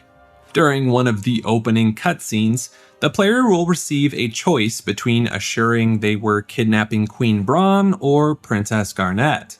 If you select Queen Braun, you will have an option to choose again. If you incorrectly choose Queen Braun 64 times in a row, the taintless actress Ruby will run into the scene, scolding Zidane on his stubbornness. Japanese version differences. Not surprisingly, there are a number of differences between the Japanese and English versions of FF9. Some differences are cultural, while others are just flat-out changes. Some examples include the noble impressing sword fighting minigame. If you impress all 100 of the nobles and Queen Braun, you don't earn the 10,000 gil that you would in the English version. Another reward difference occurs when you purchase all of Stiltskin's items, where the Japanese version does not reward you with the ribbon. Throughout the Japanese version, there exists a stronger connection between the relationship of Trance and Gaia and Terra. High tide in English is actually knowledge of the full moon in Japan. VV often refers to Dagger as Oni-chan in the Japanese version, which means big sister. And unlike the English version, where Zidane calls Steiner Rusty, Japanese Zidane refers to Steiner as Pops, or Old Man. And this is done primarily because the Japanese Steiner speaks in a more archaic form of Japanese, speaking in a very formal ye old Japanese style. It's also believed that the Japanese version of Quina actually portrays a caricature of a Chinese person. This can even be seen each time the character speaks. Each of the characters in the Japanese version have a distinct way of speaking or a certain dialect, so you can determine who is speaking without any context or script knowledge. Quina ends all of their speech with a specific sound that is often found in mainland and Beijing Mandarin Chinese. Not only that, but it's also common to see China often associated with the world of cooking and restaurants and Japanese manga.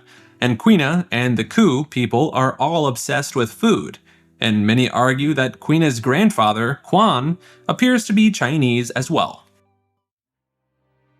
Anti-privacy protection. Some people have stated that there exists a brutal form of anti-piracy protection on the original PS1 disc, though I couldn't find anything other than anecdotes to solidify this. But the claims are that the final save point in a pirated version of the original PS1 FF9 disc is programmed in such a way that it corrupts the save file completely. And after this, the player is unable to load or use that save data in any way after restarting the game. Ragtime Mouse Hidden Message. We mentioned this character earlier, but there's actually a bit more to the character than a simple FF10 reference. First, the character's name is thought to actually be a mistranslation from mouth to mouse, which would make more sense since the character has a gigantic mouth as a face. But what's perhaps more interesting is that the money and experience received from the character is actually a Japanese language pun. Your party receives 5963 for each party member, and writing this number phonetically in Japanese translates to good job.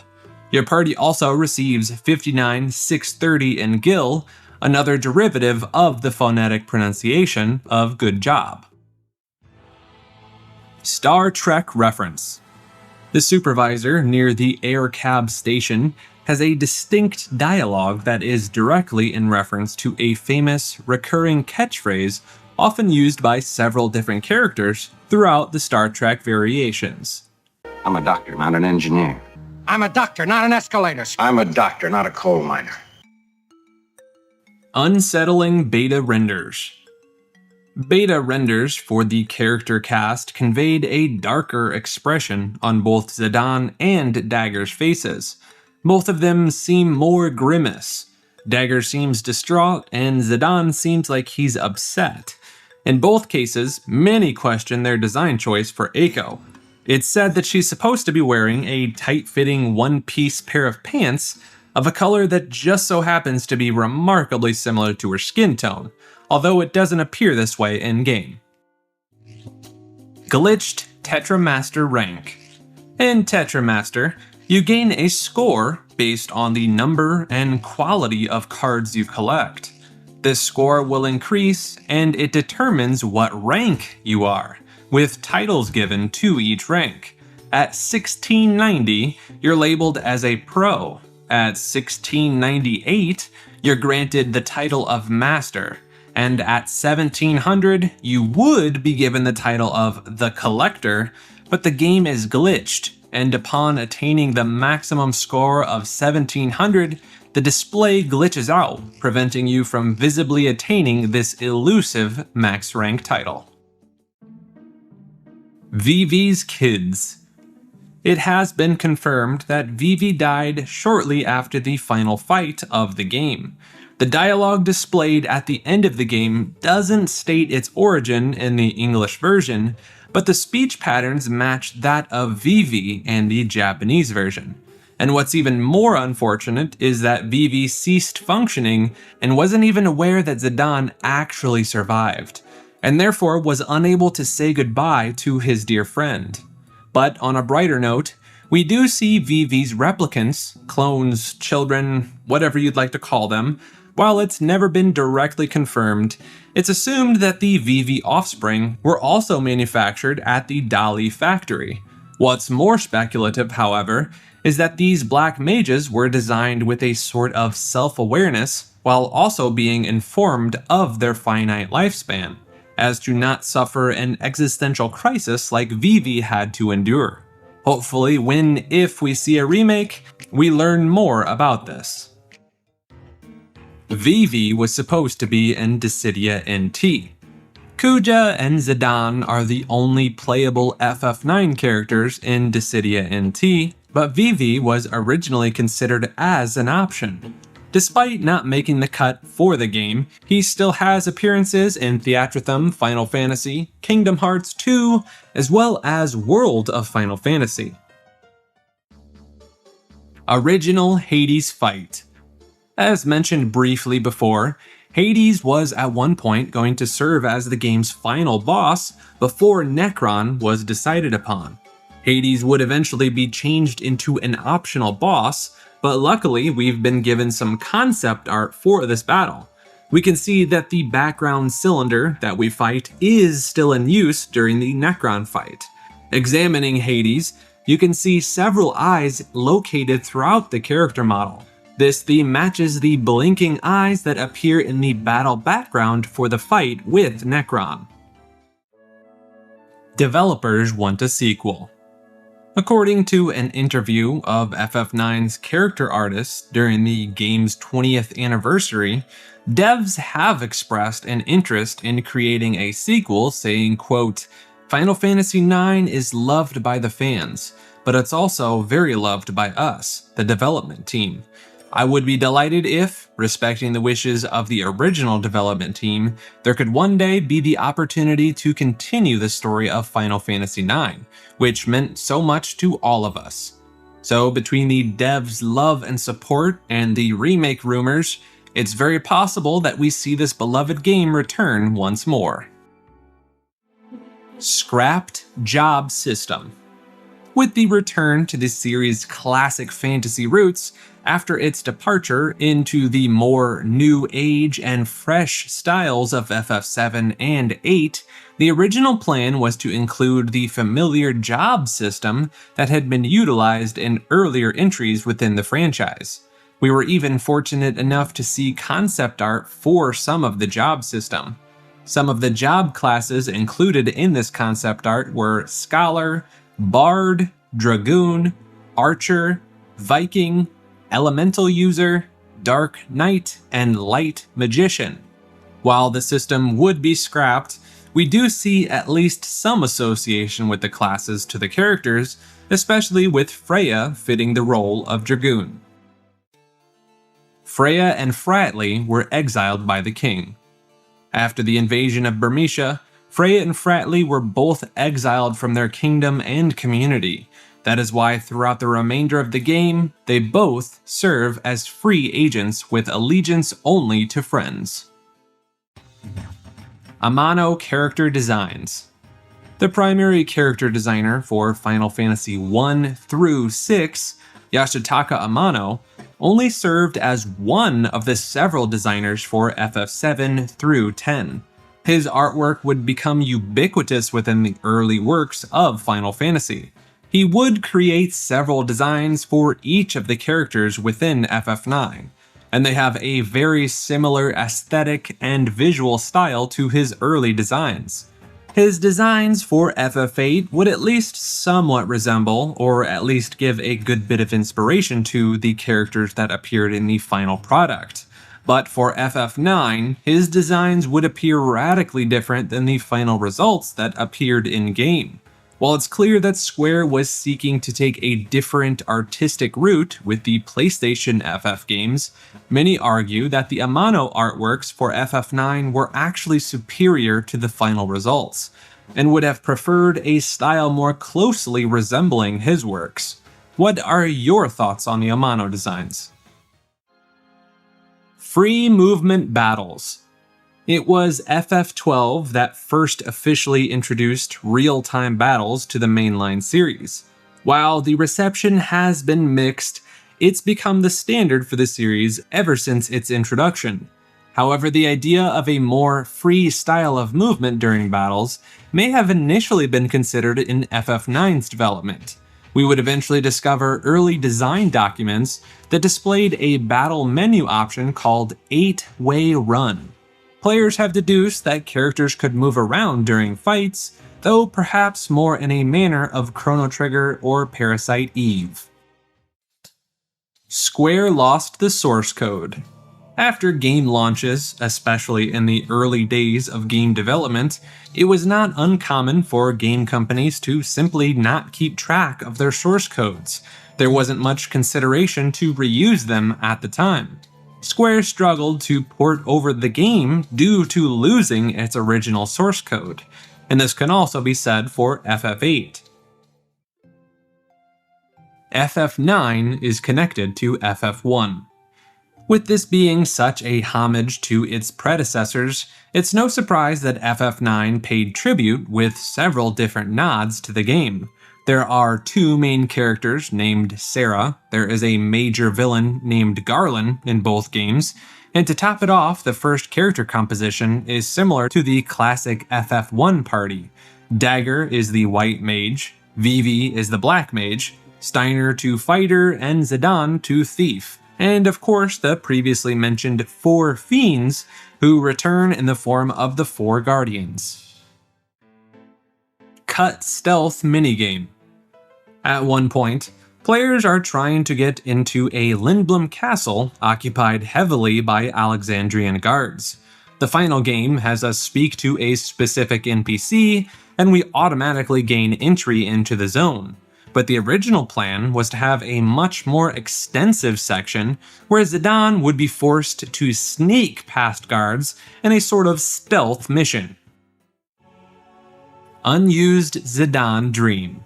After Zidane and the crew crash the Tantalus in the forest, Zidane is trying to decide what to do while so worried about Garnet. There's a short scene that was removed where Zidane is laying in bed, tormented with concern over her. The screen shifts to black, and Garnet is seen running around Zidane's mind. And not surprisingly, in an unfinished scene, we see bits and pieces of Vivi's graphics as well. Steiner and Beatrix were once the same character. In early stages of the game, Steiner and Beatrix were originally designed to be one character possessing all of the traits, roles, and responsibilities of both characters. However, the devs decided to split them up and give many of the more positive, endearing aspects of knighthood to Beatrix, and the negative, almost oafish aspects to Steiner. But both of them experience character progression, and it's interesting to see how they're different sides of the same coin. Out of the blue boss.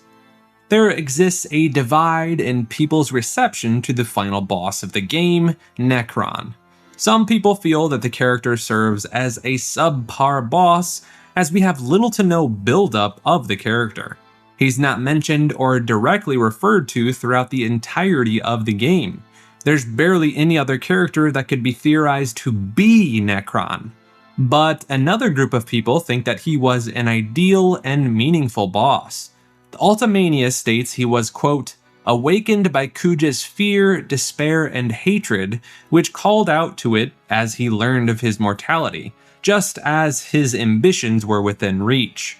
People will argue that Necron is the personified will to end everything, Necron sensed Kuja's will to end it all, including himself, and was manifested as a result. But with that said, sound off in the comments about your thoughts on FF9's final boss. Necron is Soul Cage theory. During your fight with Soul Cage, the character tells you a good amount of information, even informing Vivi of his existence as a creation of the mist. Soul Cage also stated that he's seen the moment of his 1,000-year death and knows that you cannot kill him there. He also mentions that if you defeat him, the mist will stop. The only talk of his death is that it is not then and there, and he seems very forward with this information and confident in his delivery. Then, after he states it's futile to even try to kill him, the party quickly uses a life or elixir to one-shot it, and then he's gone without a trace. We learn later that Garland simply created an illusion, or a back door, of the true beast. And Memoria's entrance is directly above the Aoife, and Necron sort of shows up in the same manner as Soul Cage, and Necron is also tied to death and souls. Perhaps it's possible that Soul Cage would amalgamate with the Terran fears of death and oblivion, and then by utilizing the power within the Aoife tree, it brought forth Necron. Though if what Necron states after defeating him is true, that he is actually eternal as long as there is life and death, this goes directly against the reported 1,000-year lifespan of Soul Cage. Even taller characters. The early renditions of the series featured very short and stocky characters, mostly due to technological limitations. But in FF7, they only kept the short stocky characters and open world movement, but battles would feature more realistic looking characters. In FF8, the battles would feature taller characters than 7, and the trend continued with tall characters in FF9 battles. However, it was revealed in an interview that the developers originally planned to make the characters even taller than they were in the final game. Beatrix was corrupted by the mist. We learn that certain creatures that are exposed to the mist would become aggressive with stimulated fighting instincts. This is a theory as to why Beatrix was allowing of Queen Bronn's horrendous acts. It wasn't until she was faced with the Queen harming her own daughter that she had her eyes open to this. This theory doesn't hold up perfectly, however, as Burmecia is literally within the mist, yet the entire population doesn't appear to have been corrupted to that extent, and with Zidane, Freya, and Frightly having spent so much time in the mist, they also would have likely been corrupted, but that doesn't seem to be the case. Steiner was a war orphan. Both of Steiner's parents were killed right at the end of the war in 1771. He was only 5 years old at the time, but this gave him the motivation and drive to become a Knight of Alexandria at the age of 16. Gold Chocobo Bug. The early beta versions of the game included an infamous bug revolving around the Gold Chocobo. The bug would allow players to completely skip a greater majority of the third disc. Players would acquire a gold chocobo just after accessing the blue Narcissus, but before getting the Hildegard 3. Once a gold chocobo was attained through upgrading a chocobo into its final form with the chocographs, the player would simply go to the Chocobo's Paradise or Sky Garden. This would skip a large section of content, including several annoying boss fights like Ark, and grant automatic access to the Hildegard 3, though you won't need it with the Flying Golden Chocobo. The bug also has some side effects. In the process of the skip, you lose access to a ribbon and pumice piece, which are very useful items, and you cannot recover items from the Desert Palace. But perhaps the biggest con of the skip was that Dagger will be forever stuck in her depressed state, meaning she'll fail to follow commands in battle. This bug was patched before the game went live, though some people claim that very early pressings of the North American PS1 version still have the bug in it. Freya is the only female in the Burmesian army. From what we've seen throughout the game, every female Burmesian except Freya is wearing the light, traditional female garments. We learn in the Ultimania that she is the only female in Burmesia's military. Not only that, but we learn that she joined the military because she wanted to get closer to Fratly. Xiaomi. The very first vocal theme in the Final Fantasy series came to us in FF8 with Eyes on Me. But for FF9, the music piece Melodies of Life would serve as Square's second foray into a vocal theme for their games. Instead of hiring a professional writer for FF9's vocal song like they did in FF8's, the team relied on the game's director, Hiroyuki Ito, to write the lyrics. It all worked out as the song would go on to become a fan favorite for many. Interestingly enough, the director would opt to not be credited under his own name. Instead, he chose to go by the alias Xiaomi. This alias would continue to be credited on the musical works published throughout the years. Faces of Oil Vert. Perhaps one of the most intriguing and mysterious areas of the game is visited during your playtime in Oil Vert.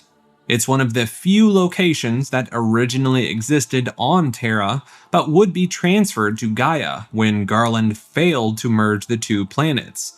Kuja sends Zidane here to retrieve the Gulag Stone, since there exists an anti-magic barrier preventing people from using magic inside of it. This applies towards every character, including your own, encouraging the player to build a physical damage-based team. Upon Zidane's entry, the player finds out about its Terran history, but it's the way in which the player learns its vague history that is most peculiar. A room full of stone faces lining the walls will speak directly into the player's minds, recounting the record of their civilization. The song playing in the background is titled Chamber of 1,000 Faces, suggesting this might be the name of the actual room they're located in. Before the party can even grasp what it all means, Zidane insisted on leaving to save their friends, preventing the player from learning anything further about the stone faces. And after the party returns from Terra, Oil Vert becomes completely inaccessible from the Aoife route blocking its entrance. We're left to mostly speculate as to what it was that was speaking to the team.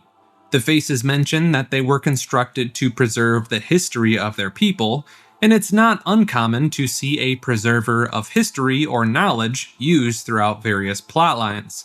But some argue that there is more to these faces than meets the eye. One of the fundamental things that fans point to is the striking similarity between the stone faces and the face of Necron. But outside of this, we're not left with much to go off of.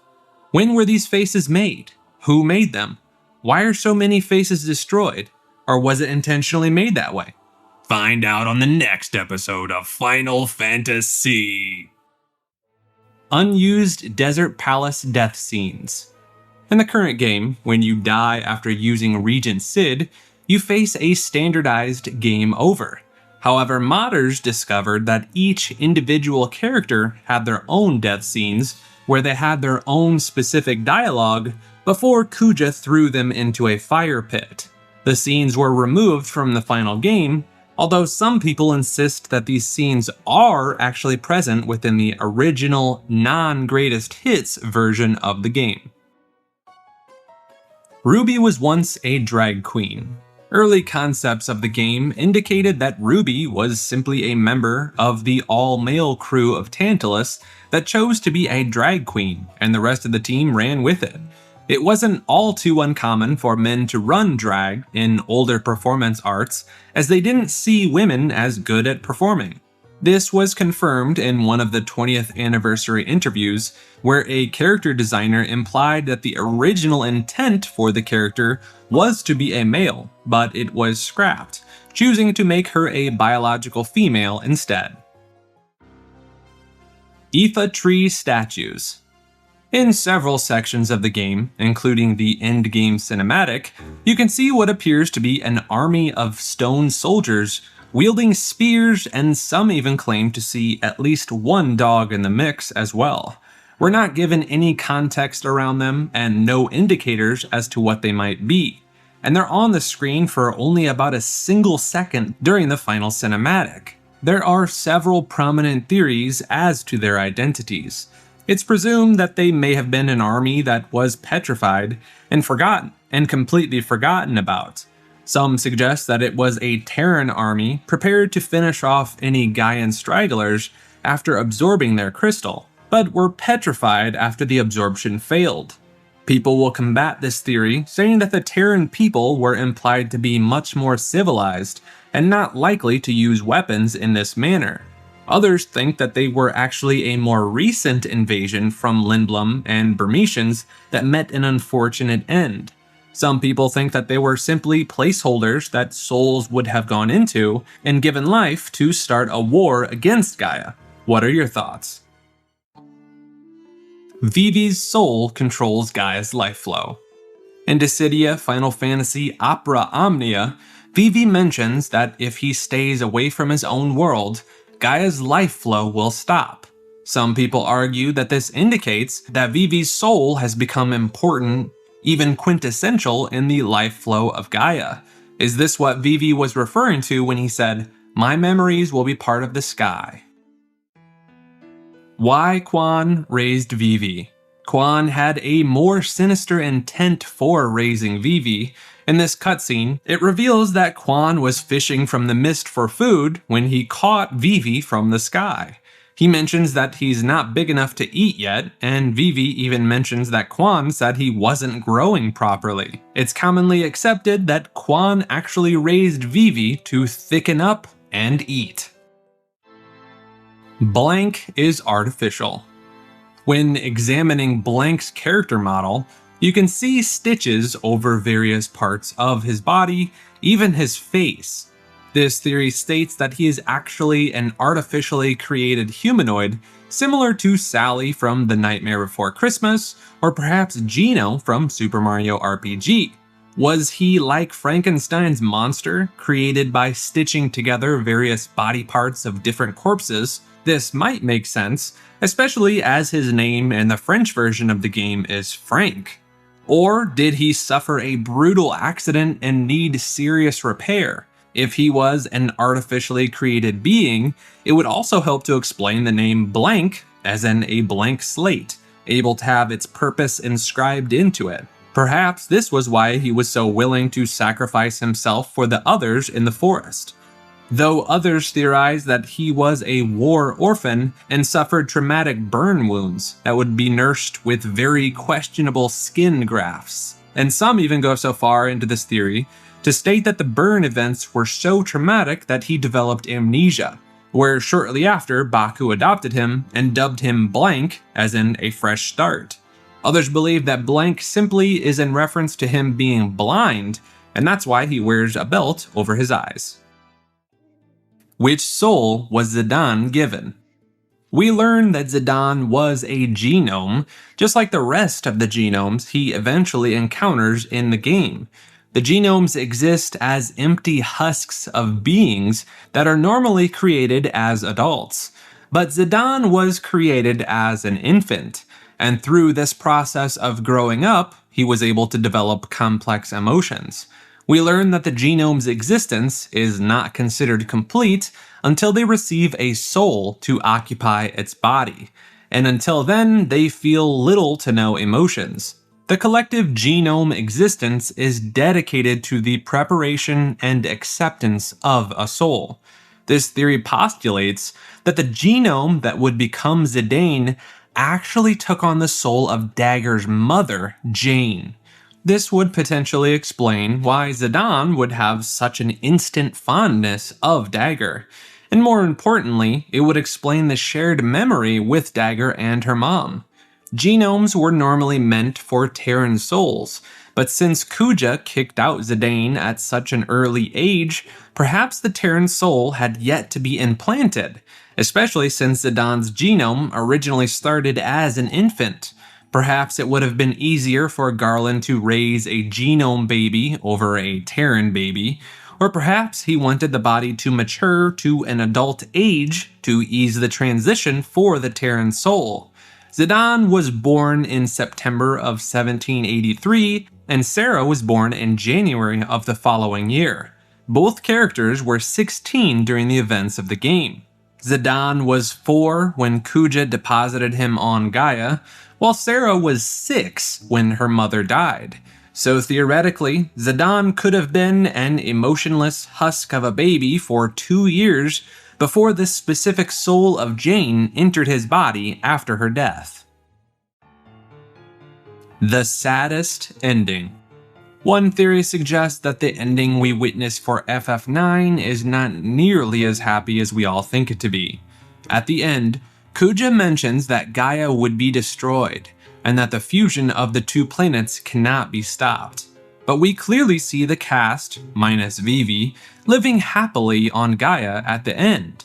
This theory postulates that Kuja used the Aoife tree to destroy Gaia's crystal, and the 2 worlds really did fuse. The Aoife tree was already wrapped around the crystal to begin with, and the cinematics even show its roots violently reacting, even spearing through itself. With the crystal destroyed, even though the physical world of Gaia exists, its crystal was replaced with Terra's, which is still on the verge of dying. And what's even worse than this is that when the Terran crystal within Gaia perishes, it won't be turned into a new planet. The world of Gaia will slowly become a lifeless planet, as will every other planet, until life no longer exists. And that is when Necron's statement comes true as well. He exists as long as life and death exist. When the universe is empty, he too will perish.